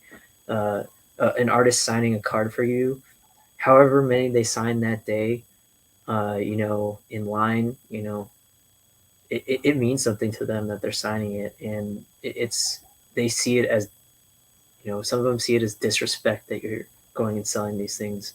And there's even some controversy over, um, I believe, was it Sugimori, and somebody on Instagram that has a signature that was like one of the only signatures known that he has ever signed. I think it's Sugimori, yeah, because there's not any Sugimori signatures or something like that, right? I forgot what. It was, I think you're referring to the one where he did the sketch of the Charizard, because he does signatures, and typically he does the Pikachu. I think when he does the signatures, he draws the Pikachu. There's definitely much less Sugimoris out there, but I think if I'm picking up correctly, it's like Oh, there it was was a somebody else. It's Satoshi Tajiri, that didn't have okay. any signatures. I'm sorry. I've Um, never even heard of that artist before. so apparently, I don't know if it was. I forgot if it was him or not, but one of the artists. Anyway, it might not have been that artist, but that's a really rare signature. There's only like one or two known to exist, and he didn't even sign it. He just wrote his name. I think it's one of the guys that had some mental issues. Um, but anyway, somebody posted like the card online, and there's a little bit of controversy over it, not too long ago, because in the picture, the artist wrote a note to the person that they gave it to, that they signed it for, and said, "Please don't share online." Like, so then now there's the moral dilemma of That wanting to makes share it sense. for the community, but the artist personally, that it matters to the artist what you do Yeah, with the items. It does, and I get so it. that goes along with the personalization thing. So again, there's two sides to every story. Sometimes Yeah. there's more than two sides. Um, so it is annoying, but I do get where the artists are coming from completely, and and I understand why they want to do that. And it's like, I don't love flippers, but sometimes there's also like bad things to it, because hey, you send your card to somebody to get signed because I can't financially make it there, but somebody's going to do that, and I can ship you the card, and it's a once in a lifetime opportunity. You think that maybe they're never going to sign again, so it's just unfortunate. That's how it is. But there's goods and bads to not having it personalized, and I think just the artist got tired of doing that. Not every artist personalizes everything. Like a lot of the newer artists don't care about that, and they just sign it and be on their way. I got Um, lucky at the Takia. I sent yeah, off 7 cards, and because I couldn't make it, and they didn't do non-personalized, and so Tokia hasn't signed pretty much anything really up until that signing. I mean, I've never seen a Takia signature before that, and I'm stoked with what I got. But yeah, I'm definitely going to be taking some of those, and I got doubles of 2 different types of artworks: the Legendary Treasures Charizard, where it's like falling down, and then the other one is the Call of Legends Ninetales. Um, I mean, just absolutely stunning cards. But I definitely got those with the intention that I'm going to resell those because they'll probably do quite well, and they're non-personalized. And so it's like, to me, I got 4 cards that are for me, that are going to stay in my collection, and I'm stoked about them. But it's like, to me, it's like artwork. Like people can buy a Jackson Pollock or a Monet or a Van Gogh, Right. and they can appreciate the piece for what it is, and however limited they are, it could still also be used to sell down the line as an investment vehicle. And that's kind of how I look at signatures as well. It's like it's an extra layer of collectability. I really appreciate the artist. In fact, one of the cards I got signed by Tokia is this this non-hollow Hariyama from, I think it's from Furious Fist, and I got it signed because I love the artwork. I love Hariyama. Nice and action. It's just a beautiful card. I really, really like it. And like, that's just, it's just for me. Like it's another layer of collectability. It's not like this is some big chase card and it's going to sell forever for a bunch of money. But it's something that I can collect on top of that. And so I think like when they added when Arita announced and Saitao are saying like, hey, I'm going to only do personalized cards, I get it and I respect it. But to me, I think it would be great if they didn't, because now more people can enjoy those personalized pieces. Because like you said, not everybody can make it to the event. Not everybody has the money to do so. But later down the line could potentially save up to buy that card and can feel that history and can feel that connection to that artist, and whether it's a big, Crystal Charizard or something, like nobody cares about Hariyama, like somebody can enjoy that connection with the artist beyond just that artwork. So I think it's a really big hit that they decided to not do that, purely from the position of like, does it make sense for me to be able to sell it if I wanted to down the line? Absolutely. But also just because like, if I do decide to sell it for whatever reason, I can give somebody else the opportunity to enjoy that passion, to enjoy that connection the way that I do about this card at this point in time, Yeah, it's almost feels like as a person that's getting signatures, not me, but like as people like putting, I'm trying to like come from both sides here. Like it almost feels like the artists are trying to control the art pieces they made and control what they're buying and selling, like what is going to market with the whole personalization thing. But again, at the same time, I can understand why they're doing it. But it's unfortunate for people that, want to get those signed and, maybe they don't want to sell. Maybe they're not, not everybody's just flippers kind of like, I guess, looked down upon. Like it's a mean word. It has a negative connotation to it, but it doesn't necessarily mean that it's bad. It's also, what your intentions are too. It's just, there's good and bads of it. And unfortunately, it doesn't, work well in how the hobby is going with like the buying and selling, how much is being bought and sold. And, we're paying for the signatures. So, you could see it like that. Well, I'm not paying you to write, my name. I'm just paying you for your signature. So, but then it's like, I don't, if that's how the artists are feeling, I don't want to show disrespect to them at the same time. Totally, man. If that's how they feel about it, like, hey, that's great. But it also opens up another opportunity to create more artificial rarity in the hobby is non-personalized signatures. Signatures that were done before could be worth more in the future versus all the ones that are going to get personalized now. So, and I think that is part of seeing some of those increases. People are understanding, like people like Nishida are not signing ever again. Like she's done. And so she already had a very limited amount of signatures to begin with. And now understanding that she'll never sign again, it's like, holy smokes. And then there's also ones that there's only a certain amount of them that aren't personalized by Nishida. So it's like, they're like the Holy Grail or like Sugimori or, so on and so on. It's like, I think people are starting to realize that, hey, most of these people are going to do personalized signatures moving forward. So all the ones that aren't personalized, it makes sense that they're going to go up in value because there's a finite amount of them, quote unquote, unless that somehow changes in the future, which it absolutely can. But I think that I've just noticed a lot more people buying autos. I've been seeing more posts on Instagram. There's more discussion around it, and it's happened really quickly. Like in a very short amount of time, I've seen way more people really, really start to buy it. And again, I think it's a good thing. I really do. I think it's an acknowledgement of the artwork. It's more than just cards, that these are specific artists, specific illustrators that are doing this stuff that people appreciate, that they're connected to. And I really like that. That's helped me enjoy the hobby. It's given me a whole new look on collecting, is collecting specific illustrators, not just the chase cards, but like, Kusujima or Nishida, those two are my favorite, or Arita. Like, I love Arita artworks. Like, I have a stack of Arita cards, and it's like that has really driven me to look outside of like, what are the big chase cards for the set? Even like, what are the hollows of the set? Like, look at the non-hollows, these cards that are absolutely gorgeous. It's really given me like a new drive and new passion in the hobby for my personal collecting experiences.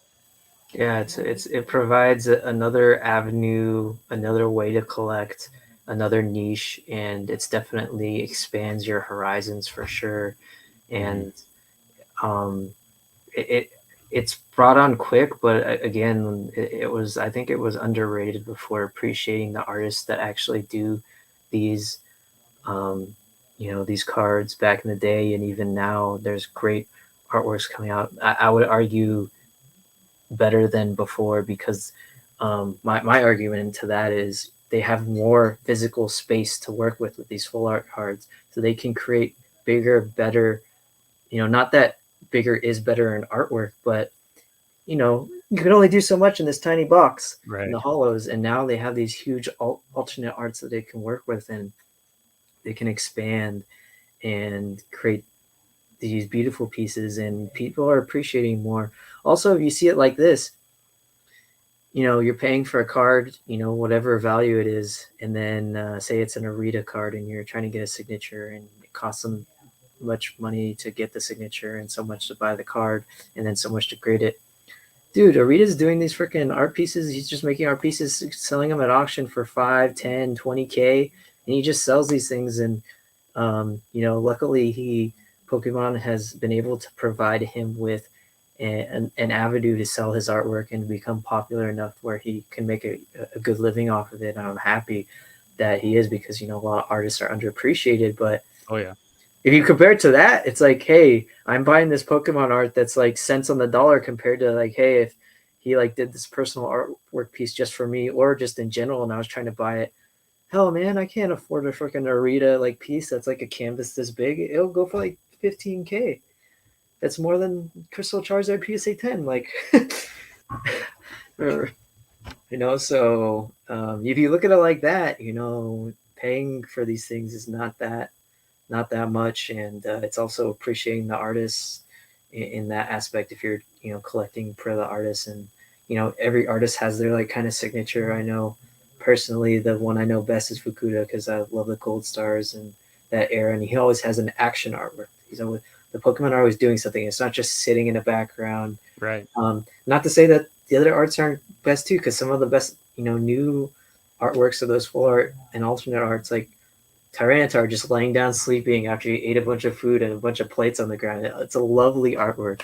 It's fantastic. Yeah. So there's just so many good things about the hobby, and us recognizing that too is a very underrated aspect of it, because Pokemon isn't just the hobby, it's the people too. It's the people that created it. It's about the history, and not just the history of the cards, it's the history of the people that created them and how Pokemon was made, and it all comes together into one, and it makes it more enjoyable as a whole, so yeah, you definitely make a good point about the alternate arts, these modern cards, how art focused they are as compared to like, sure, are they the chase cards? Yes. Are they tough to pull? Yes. So it's kind of like a modern day Gold Star chase, but the art on these cards are through the roof, and then people see these artworks, and then they start to appreciate it more than just like, a few years ago, it's like, oh, I just want Burning Shadows Rainbow Charizard. It's not even that sick of a card. It doesn't look good art wise. Like, it's not like, it's just Charizard. Like, he's just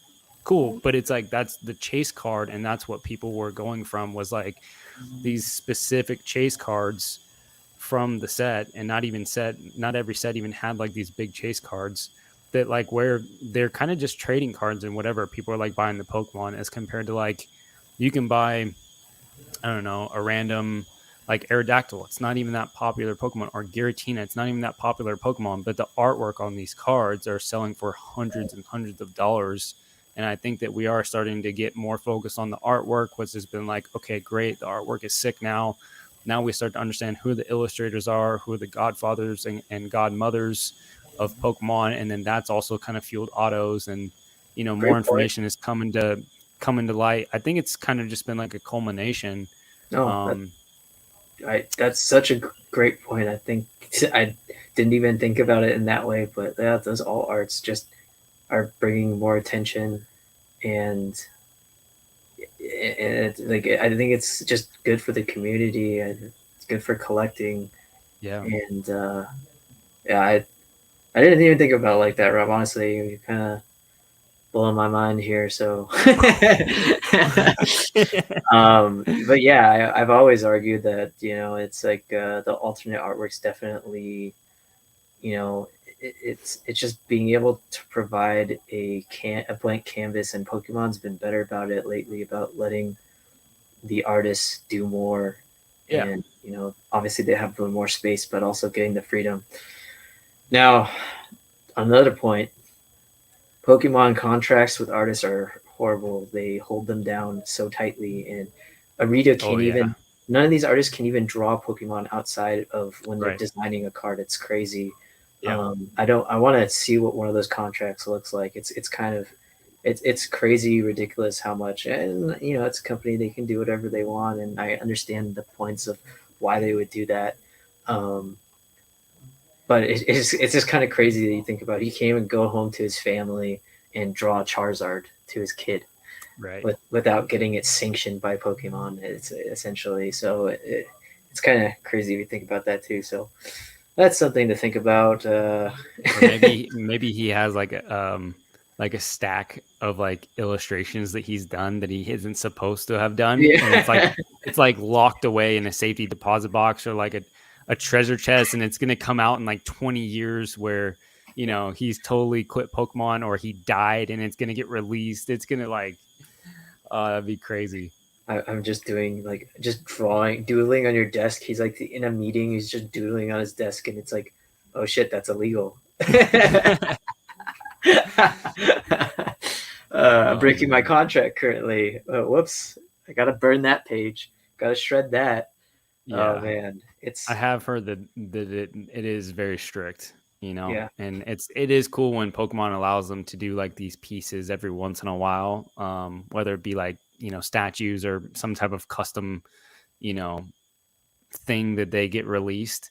I wish they would kind of do more of that, like these 200 are released or made, or 2000 or whatever it is, like outside of just like the cards, but could be paintings, could be statues, could be physical pieces that you can put on display. I know that they've done really well in the past when they do stuff like that. Hey Rock, no problem, man. Oh, there he is. He's gotta do something personal, whatever it may be, work or whatever. But no worries, man. We get it. That was part of what we were talking about today. Opportunity cost of just having a job, doing other things, paying for unforeseen circumstances, whether that be paying in time or paying in money. But yeah, no worries, man. Actually, Rob actually talked to me. He said he's gonna cut you out of the podcast thing. It's just so sorry. It wasn't my idea. You can talk to Rob about that. I'm just kidding. Come on, if you got time, hop in, bro. We're probably gonna be wrapping it up here pretty soon. But if you got time, I don't know if you're out doing some stuff, or if you're sitting at the setup. Hop on in here, dude. We'll get you going. There's never enough time to talk about Pokemon. Another great thing about Pokemon, you could just talk forever about it. I'm glad there's not drama, but there's something to bring up, like signatures and stuff to talk about. I guess another thing to talk about is some cards that are kind of going a little crazy too right now are the Delta species Japanese cards in PSA 10. Those have been selling for a lot. I've seen a lot of Trade Naturals posts on Instagram of PWCC auctions as well as eBay. and they weren't selling for that much before, in the like low hundreds, 200, the low couple hundreds, but all of a sudden those have been selling for like 500 plus on some of those cards. So that's something to look out for, people, if you haven't seen that or noticed that. I've noticed it a little bit. Some of those Delta Species cards that have the Pokemon holo instead of the background, and they're different types than there normally are. So, for example, like Rayquaza is electric type. You know, you know, is a cool idea in the era, and still cool idea to this day that they did that Delta Species stuff. So something to look out for. Now, are you referring to graded or raw? Graded is the ones I've been seeing. The ones in the PSA 10 that would sell like maybe a couple months ago for $200-$300 are now $500-$600. And it's not every card, but I've seen a couple, and it's you start seeing a pattern. It's not to say that that it's it's going to continue that way. I'm not telling you to buy a bunch of those. It's just something interesting to look at in the hobby. Especially the evolutions from Holland Research Tower. I've noticed that those cards have seen a nice little bump. Yeah. So it's fun to pay attention to, when last year when the trainer cards went crazy. Japan always loved trainers because it's all about the waifus. We all love those. But also, they got popular over here. We realized, hey, full art trainers are great. And so those boomed too. So it's always fun, like seeing something new get recognized in the hobby. Signatures being one of them right now too. Right. We've already talked about, but it's fun. Drama is also fun in the hobby. I don't necessarily like to be a part of that. I tried to, step on the sidelines for the drama stuff when I can. But it's also, we can't deny, there's a reason why MTV is popular. All those reality TV shows are popular because drama gets people excited. It gets people talking. It gets people active in the community. Bro, I can't stop watching Island Boys right now. Like, they're the worst humans, like, on Earth. But, like, I've watched a couple of videos, like, a couple of shorts, and, like, now it's, like, all my YouTube recommends. And so I keep clicking because, like, every time I click it, they're just like, Island Boy, I'm a wah, wah, wah. I got these cards in the back. I'm on the mic right now. I got the cool grill going. Nah, nah, nah. And they don't even rap. They just, like, are in that auto tone type of voice. And they think it sounds good. And they think they're, like, so gangster and so hard. And it's just, I can't get enough, man. Like, it's just that stupid. Or, like, when the whole Jake Paul thing was going on. Just like watching that controversy, like, dude, it's nice being on the outside looking in, not being on the inside looking out. Like, I would not like to be, with that whole first edition box break going on, the whole scam.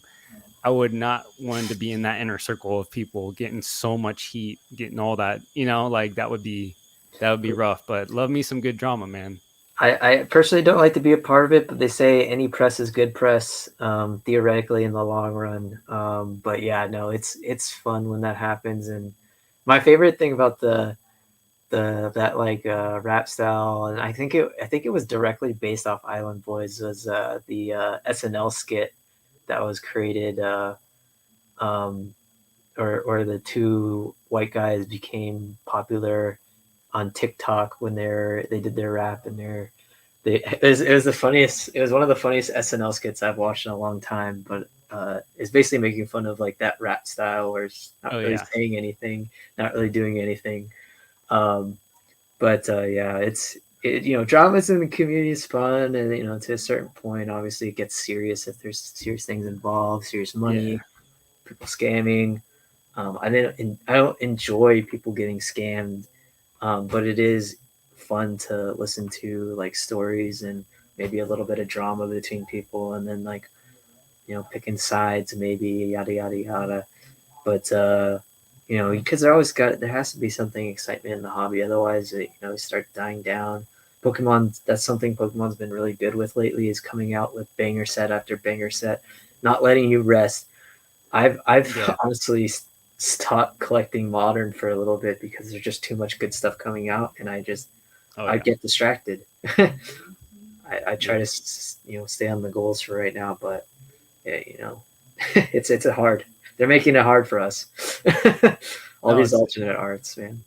Yeah, it is one of the factors of why I started really focusing more on the streaming aspect, is because, I mean, there's a whole other side to it, but part of it is because like I can't afford to just rip modern. Like I can't afford to do this stuff. And the fact that like I can make some type of business model that makes sense, where I can, buy boxes and sell them out for a small profit and get the joy. Like for me, it's more about the joy of opening the cards and being able to experience those pulls firsthand. Like that's so cool. Like I just, and beyond modern, like I just sold out the Japanese DP Secret of the Lakes box. Didn't make a lot of money on it. I could have sold it for a lot more, but I'm like, I just want to, like, I could have sold them a lot more if they were sealed, but I was like, I want to rip these. I want to experience these cards. When am I ever going to get the time to like rip like semi-vintage and get to experience these cards firsthand? And so I'm like, I'm willing to do that. I'm willing to have, like, I'm grateful to have somewhat of a platform where people will pay me to open up their cards and I can still make a little bit of money doing it. You know what I mean? And it's like, just being able to do that with modern, man, it's really fun too. But like you said, there's always the next set. There's always the next set. I mean, we'll think about 2-3 sets ahead of time that we don't even know the cards for, but we know the name, and everyone's like going crazy because we always want the latest, the greatest. And that's why I don't collect modern. It's because there's going to be something new. There's going to be something new. There's going to be something new. It's too tough. Now I do like to invest in modern. I think it's very investable with how good the alt arts are, buying the sealed and kind of sitting on it, especially with specific sets, like Eevee Heroes or VMAX Climax. I see a ton of potential with those two sets, or even like stuff like Tag All Stars or Dream League, going a couple years back, like that have done well. And I have a lot of fun opening those sets or, specific cards in those sets. That's really, really fun. So I think I like to collect sealed modern more than anything, because if I try to collect the cards, there's just too many. Yeah. And to your point about collecting the modern sealed and everything, someone's always going to be hopping into the hobby and it's going to be new, and that's going to be their first set back. So it's always going to be nostalgic to somebody. So that's it. That is a good, I guess, point to modern. On people hate on it or whatever, but it's doing really well. Pokemon's doing really well with what they're coming out with, and it's actually held the curve relatively well compared to the stock market. Lost how much money I lost in the stock market in the recent like last months, but Pokemon hasn't really. I shouldn't say it hasn't dropped, because it kind of dropped before the stock market, but it's not. Say it's not directly tied to the stock market is not entirely correct, but it didn't drop as much as the stock market in this last month or two. So I guess modern, it's just, again, I think they're just doing really well with what they're doing, and people are always looking for the new best thing, and it's keeping excitement in the hobby, which I think is great.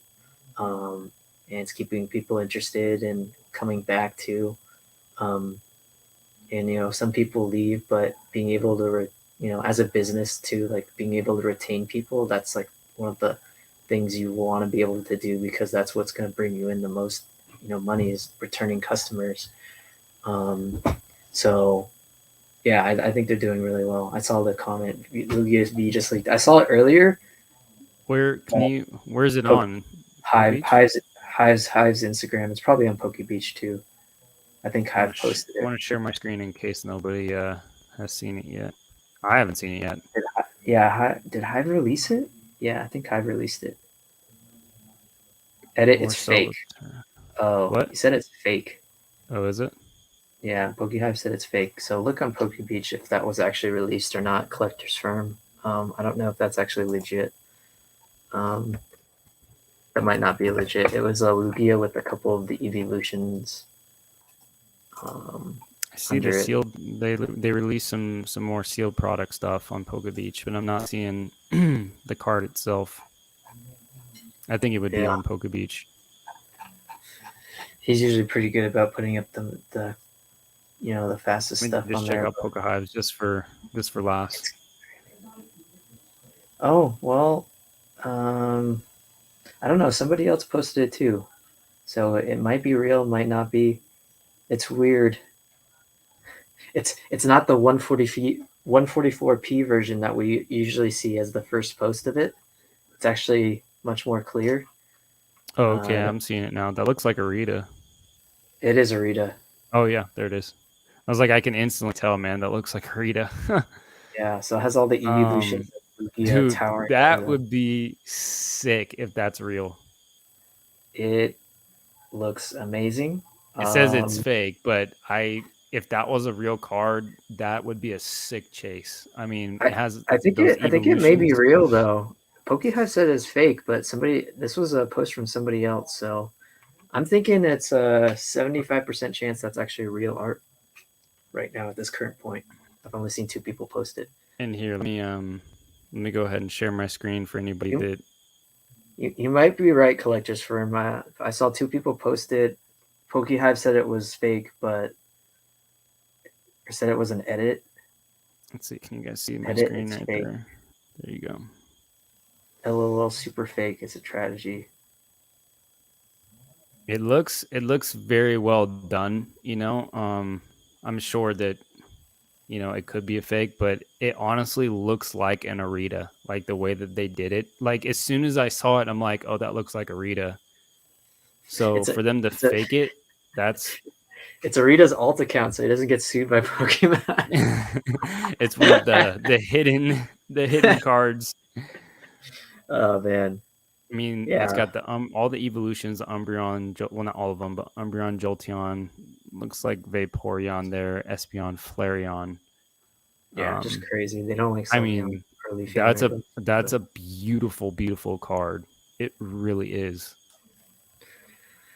That's stunning. I think a lot of people have been saying recently the Lugia and Ho-Oh are the legendaries that they haven't come out with all arts that people are really wanting, and Lugia being one of the main Pokemon of this new set, I think pretty much guarantees that it's going to be an alt art. And I think it'll definitely have an alt art.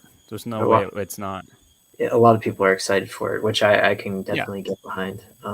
As a box legendary, as a one of the bigger, not figureheads, the poster boys of gold and silver. I definitely think it deserves it. Some people may disagree and say, hey, why aren't we creating more outlets of non-legendaries that we haven't already created 80,000 cards of? But a lot of people have been requesting it. So, dude, I mean, I hope that they do the same thing that they did with the Rayquaza. They give it a V and a VMAX, not just the V. They got to have the alternate art VMAX as well, in my personal opinion. I know for that set, was it Silver Tempest is the name of the set, I believe. My girlfriend's excited. Yeah, because it's a Alolan Vulpix. She loves it. The cuties. You gotta collect the cuties. She's a cutie collector through and through. So she's gonna enjoy that. Very interesting choice by Pokemon as having Alolan Vulpix as the box art for this new set coming out.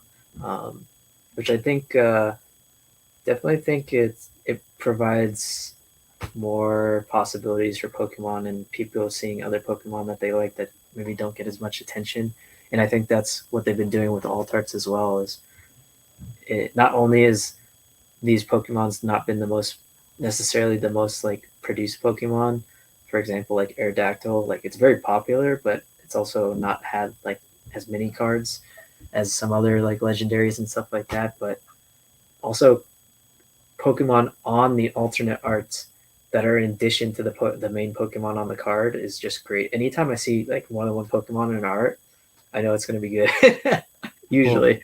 Well, as soon as I saw like, that quote unquote fake card, I hope it's not, but it reminded me of this one from Fate's Slide. It has the Alakazam. Yeah. Got the Lugia lurking in the background, and then it has the Umbreon. I mean, to me, I'm shocked that this card isn't more than what it is. I think it's just the time it came out. I Pokemon mean, wasn't popular then. If that card came out now, I think a lot of people would be buying it. It's just because it's not the new best thing. I know, but still, man. And this is where my thoughts are going to be for these modern alternate arts. Because at the time, this is an alternate art when you think about it. And it's a secret rare. So it has, because this is from X and Y. So it's right after the black and white era, where the black and white was the first to have those gold border secret rares that did really, really well. Now you take the gold border rarity, of it being that that secret rare. So it's, what is it, 125 out of 124.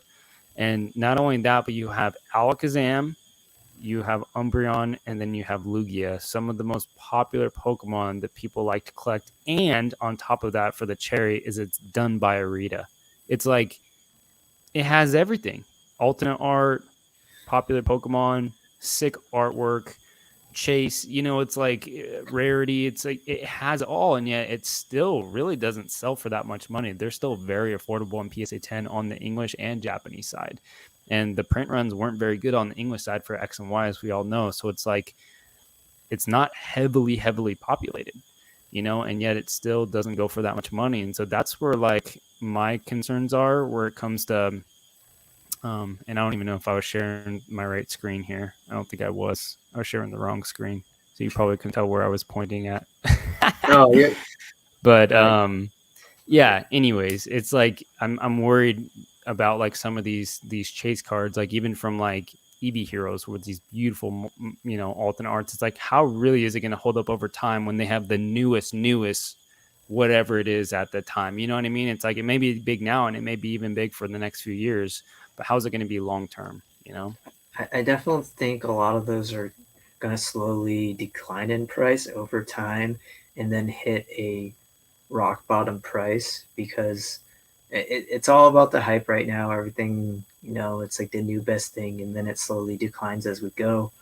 And that's just how every modern set, I think, has ever worked out. It's like a graph. You could just follow the graph. It's like, it comes out, it's hot, it goes down. I think there's like another bump, and then it continues to go down. I think the other print run, or whatever the case may be, but it is something to be concerned about.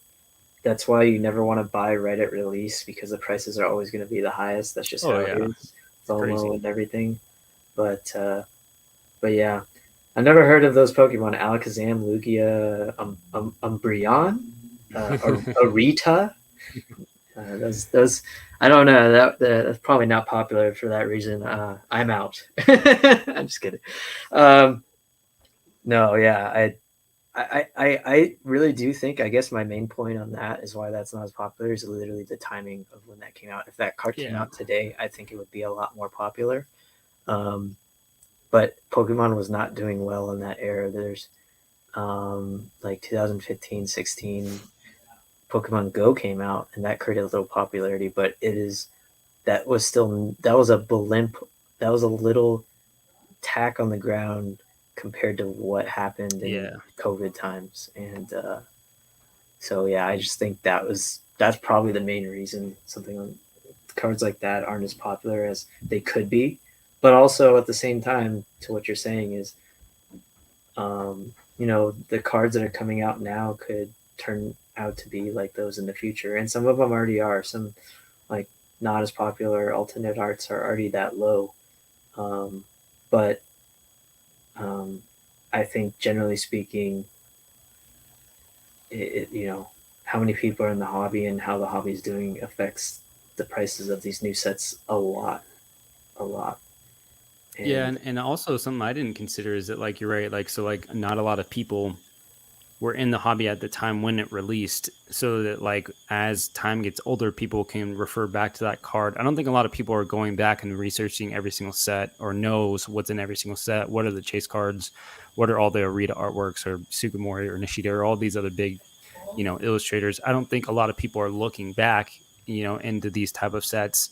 But when you look at Eevee Heroes, so many people are in the hobby when Eevee Heroes released, when Evolving Skies released, or even like, Invades, big one. Yeah, but those cards, like, none of them are really holding their value they're all. I mean, the shiny Charizard is still doing okay, but and they're not alternate arts, you know. So I think that the alternate arts will, specifically thinking about like those evolutions, have the highest chance of holding value or like doing better as compared to other modern releases. You know what I'm saying? Because I do think that I think more people were in the hobby in Eevee Heroes than were in the hobby when Hidden Fates came out. And the style of artworks are different. They're much better than Hidden Fates. I They love also Hidden had Fates, that year long, not year long, the double triple reprint of Hidden Fates that didn't help Hidden Fates at all. But I mean, that's neither here nor there. Pokemon can come out with reprints at any time. So, but I agree with your point. There's more people when Eevee Heroes came out, and even now, I still think there's more people involved now. And it's just to your point of like going back and researching. I just don't think that many people. So many people in the hobby aren't interested. They just want to see the new best thing. They're not interested, and no blame to them, no harm to them. But they're just not interested in anything that's released in the past. They just want to keep getting involved with the newest best thing. Like, I agree. And you know, but at the same time, there's still a strong community of like vintage collectors, and that slowly grows as well. When you have new people come to the hobby, so it's not a bad thing that's how a lot of people collect, which again is why Modern's doing really well. Yeah, good for Modern, and so yeah, I don't know. I'd say the majority of people collect that way, and just basing it off of pure Instagram. Like when I look at my people that are connecting with me, I go and look at their accounts.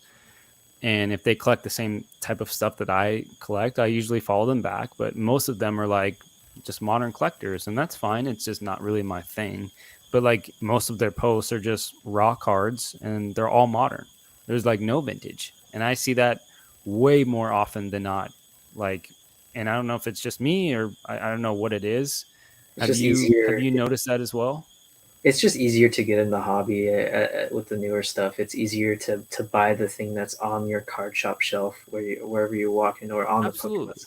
So I just think that's why it's more difficult to do research, and people don't have time to do that. So they just want to buy the new best thing. It's not because they're not smart or they're not like, no, everybody doesn't have to be an investor in the hobby. You can just collect and open stuff for fun. Yeah. Pokemon's gambling at the end of the day when you're opening stuff, but it also provides you enjoyment in your life and something to do.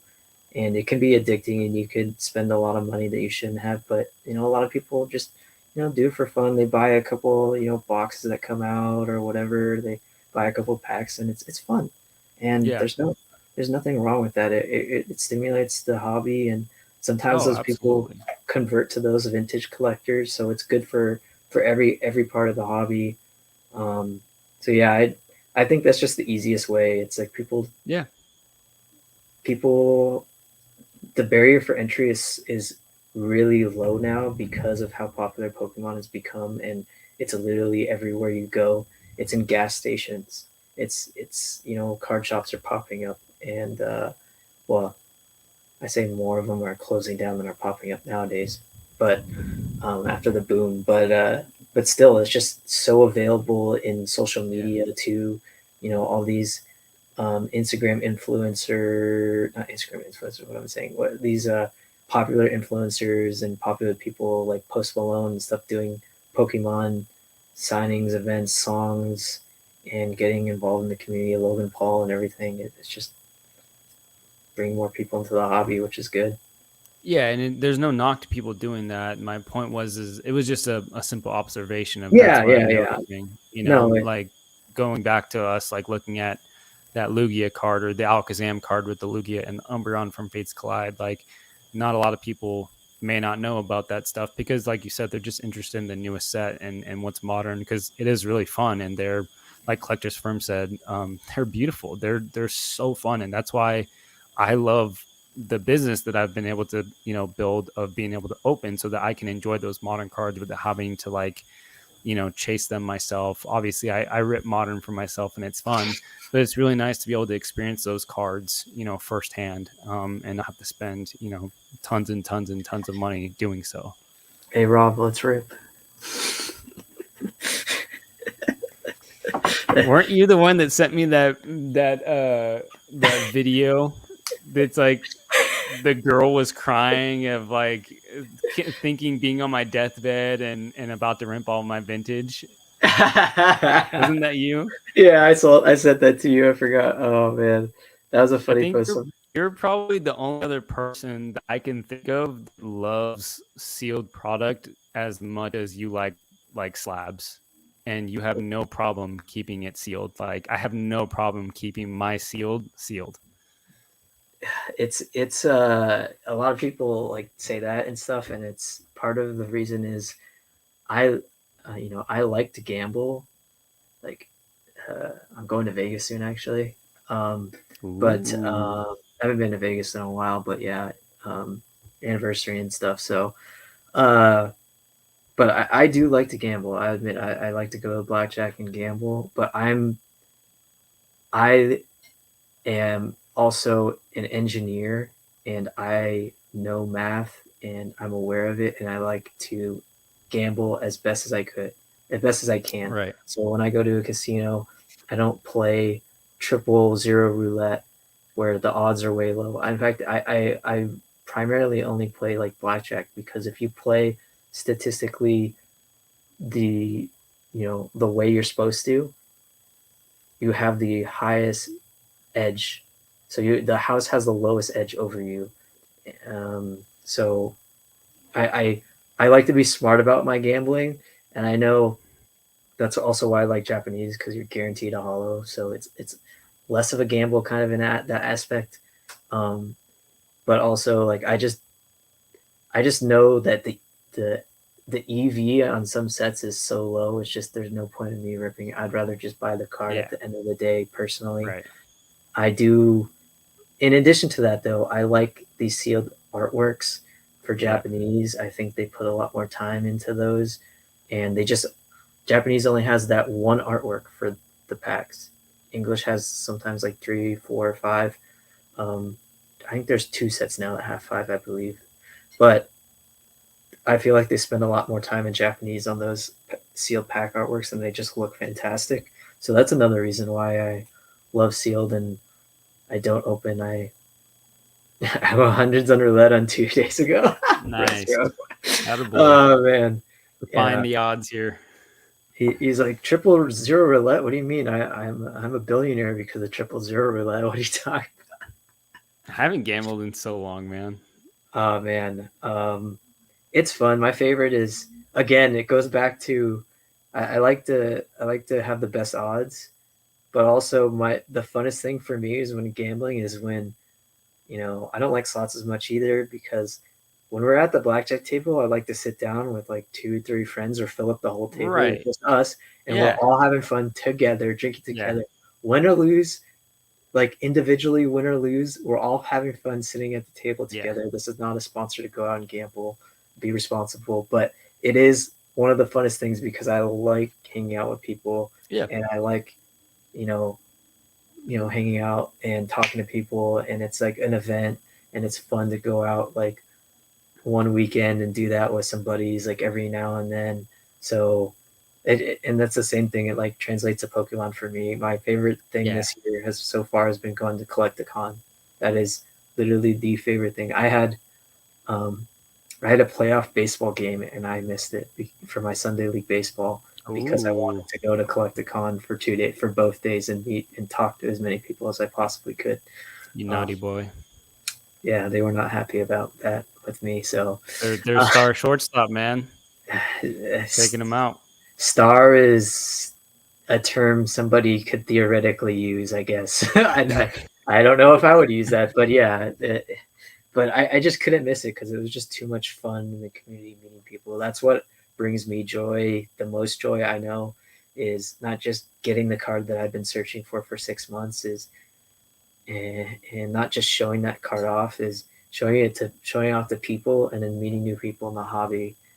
And I don't know. That's my favorite thing. That's Totally, what I man. find joy with in the hobby, the most joy. So I would love to go to Denver, but I cannot. I don't think I'm gonna go. I'm gonna save up for Japan next year. Let's save up for Japan, Rob.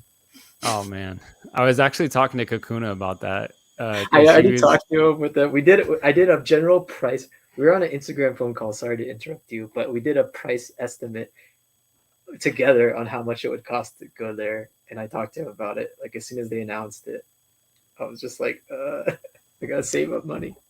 Yeah, no, he was because he was talking about laughing about because his girlfriend works for like United or something like Yeah, that, one of the bastard. airlines.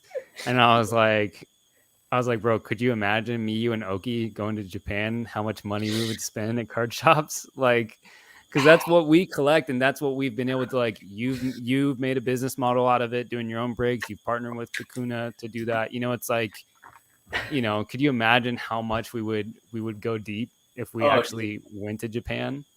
give me 1 second. Let me let, let me show you how much I would theoretically buy.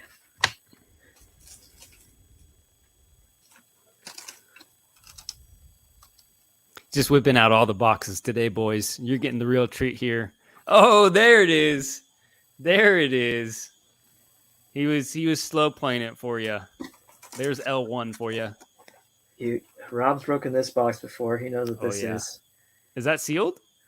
It's resealed, but what PAX shops do in Japan a lot of time is they'll open these and just do it like a regular card shop and just open it up and sell packs individually. This has all 20 packs. They hadn't sold any, so I just bought the whole box when the card shop opened. And that's right.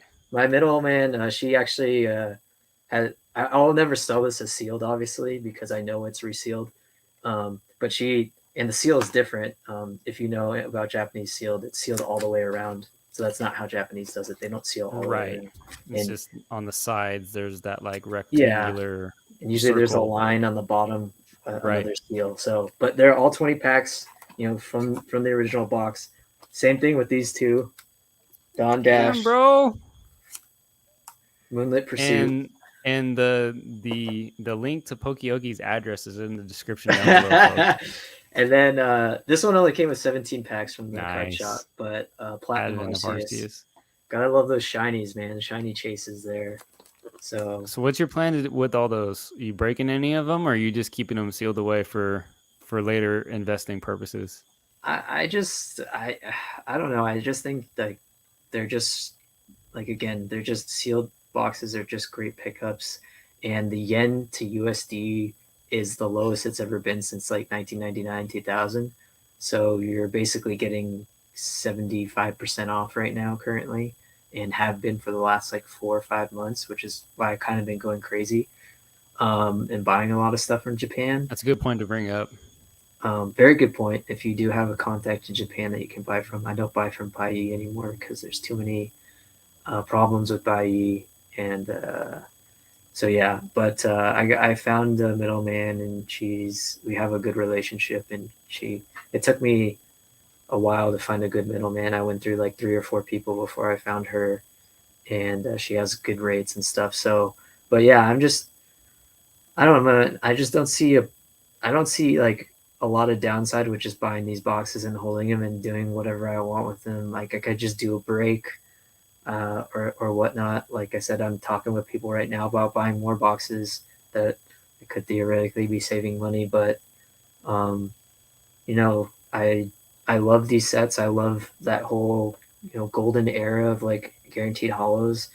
That's primarily what I collect in those eras anyway. So I don't know what I'll do with them. Maybe eventually break them, sell them as, like 20 packs out of the box with the box. The boxes are, except for this box, all of them are pretty clean. Mm-hmm.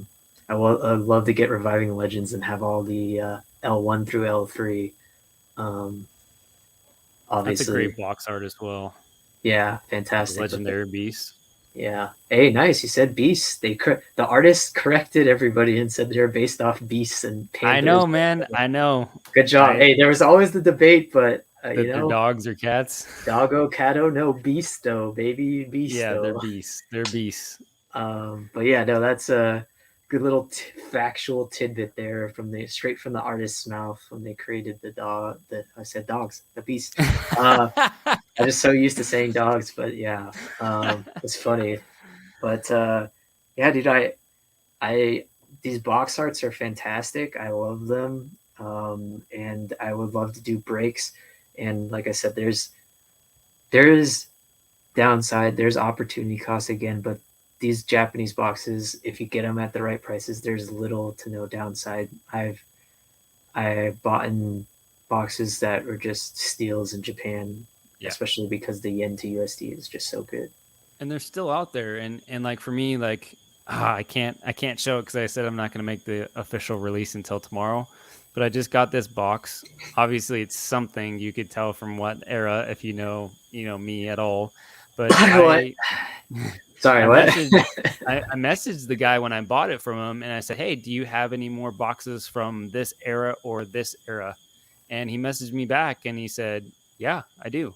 And I instantly bought it. It wasn't even listed, and so it's like, for me, and it was a very good price. And so it's like deals are still out there. They may not be like publicly available and so easily to access, but like now more than ever, like I've found so much like upside to just asking questions, talking to people. It doesn't just have to be with grading cards like, hey, this looks good. Like you said, where's the history of this? Why are you selling it? It gets sellers engaged so that they want to sell to you more, which is a really good point. And obviously to do your homework and be like, hey, great. Hey, do you mind if, would it be too much trouble to ask, like sending a few more pictures front and back, up close, to hollow, whatever, outside the sleeve, like, potentially interested buyer here, whatever, like beyond that whole, like, train of thought and kind of going about that. Because I think that's what a lot of people think about when you like talk to a seller is like buying raw cards. You got to like ask a lot of questions. But like I found a lot of benefit just asking them when I'm buying my sealed product as well. Because like you said at the beginning, not everybody just sells it all at once. They trickle it in, and it's more profitable to do it that way. But if you dangle it in front of somebody and you're like, hey, do you have more? I'm interested in buying it. And you've already established that rapport. You've been asking questions. You've been talking to them, all that type of stuff. Like I'm always super friendly in my chats. I'm never just like best price ? Like I'm like, hey, I'm like, hey, my name's Rob. I'm a collector. I build a rapport. Like I am friendly and cordial, and I ask questions, and I try to be respectful. And because of that, it's led to a lot more deals people are willing to buy or excuse me, are willing to sell to me. That's really important as well. Great points. I completely agree with that, Rob. It's how you conduct, how you communicate with people in the hobby does matter, and it's not just beneficial for your mental and for your connections. It's also ends up being beneficial a lot of the time for you financially. So yeah, for your pocketbook. Yeah. Not that you should just fake your way through life to be nice to everybody and fake it all the way through, but no, it's definitely so beneficial, and it's fun to be nice to people and make friends with people. For me, at least, I think a lot of people are in that same boat. Professor Oak question: which Pokemon, if it were real, what would be your pet? No fighting battles, just to be a pet. Go ahead, Rob. I don't know if you've thought about it yet. Let's see here. I have thought about it in the past. I don't know if that's kinky or not, or weird or not, but like I have thought about that. And I think like the end result of what I thought would either be like Eevee or like Flareon or something like that. Cause like it's cold here. It snows in the winter. So I'm like, it'd be nice to have a Pokemon to kind of keep me warm and create a little fire if I need it be, but also kind of cute and cuddly, Something in the realm of similar to what a pet like a cat or dog would be already. So you're kind of familiar with it. It's not too crazy. You're saying you wouldn't choose Garbodor? Are you serious? Or, have you seen the I think there's like a picture of like a Machoke or Machamp, and like the Machoke or Machamp is like spooning the trainer.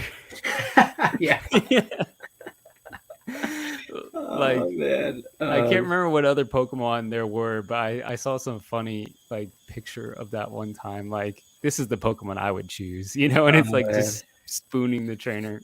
I would just hop in Blissy's pouch over there, get healed all day, anytime Nice. I'm sick. But I think for me, I would still. It's funny because I found arguments to choose my two favorite Pokemon currently, and those being Rayquaza because I could just fly anywhere I wanted to anytime and explore the world for free. Screw paying for 1K flight there and back to Japan. I'll just fly there tonight and be there in a couple hours.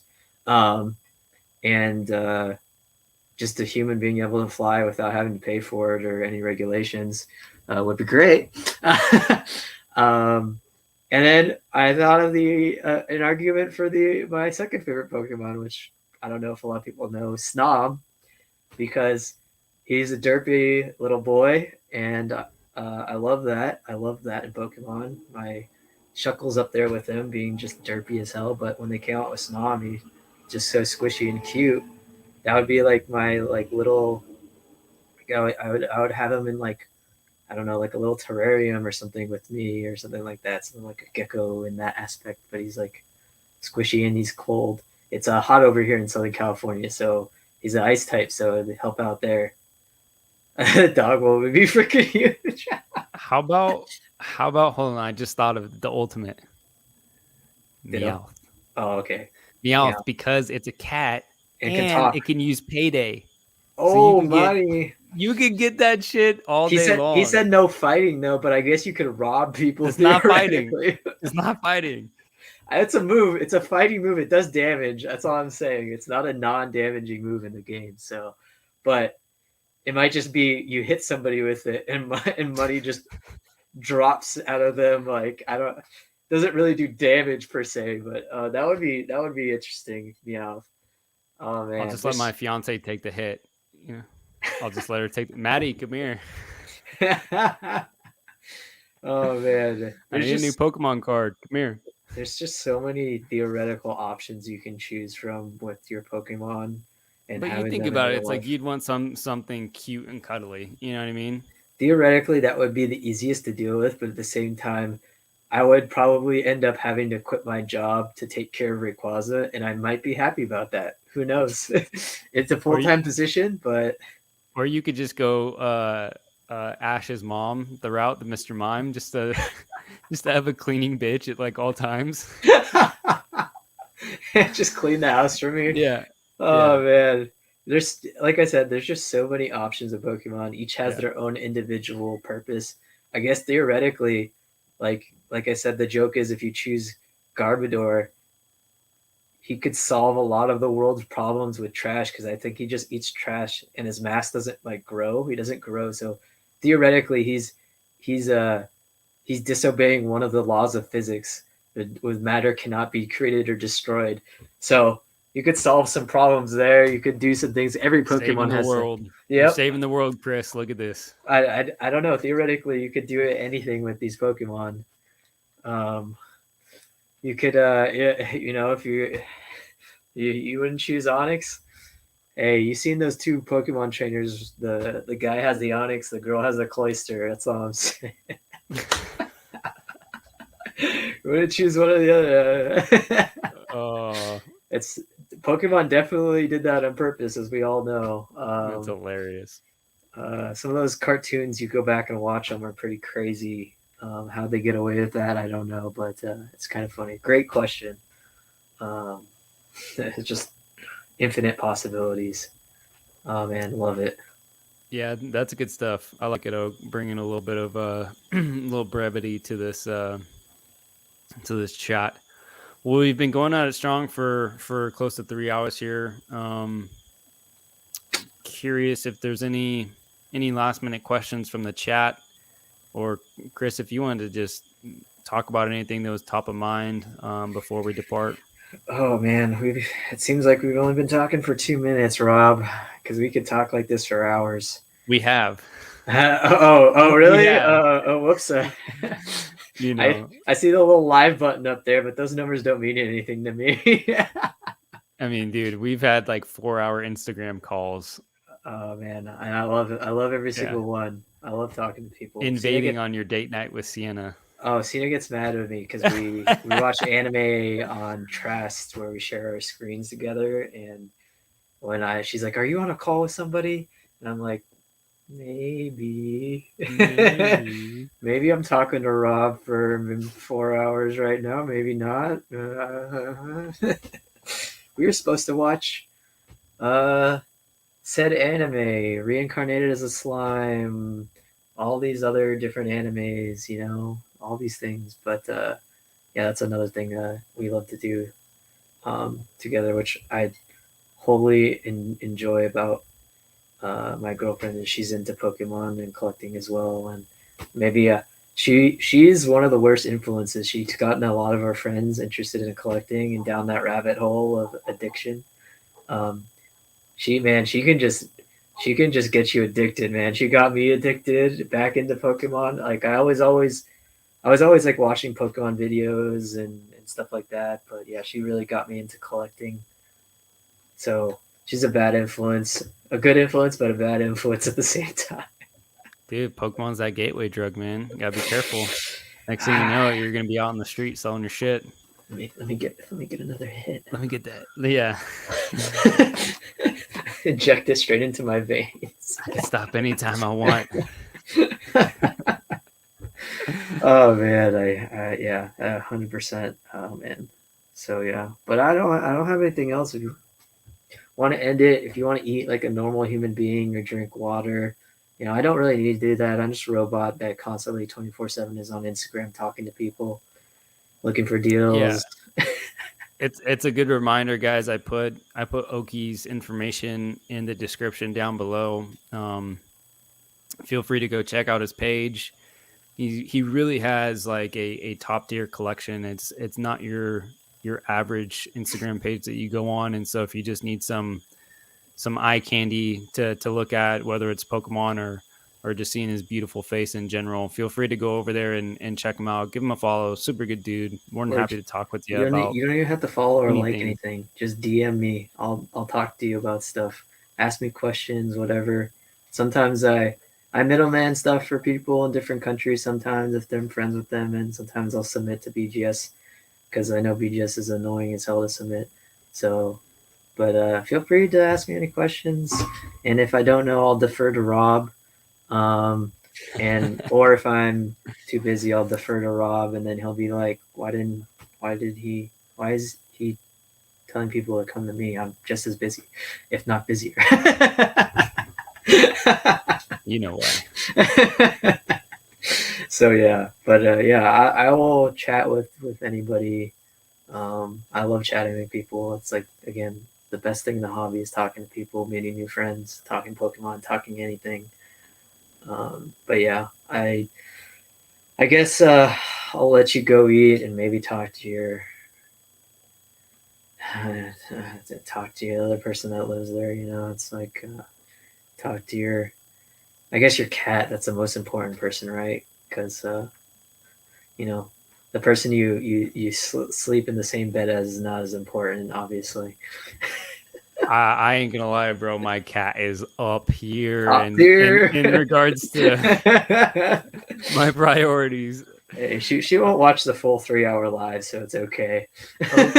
Oak said off to be Machoke's little spoon tonight. Thanks for the fun live, guys.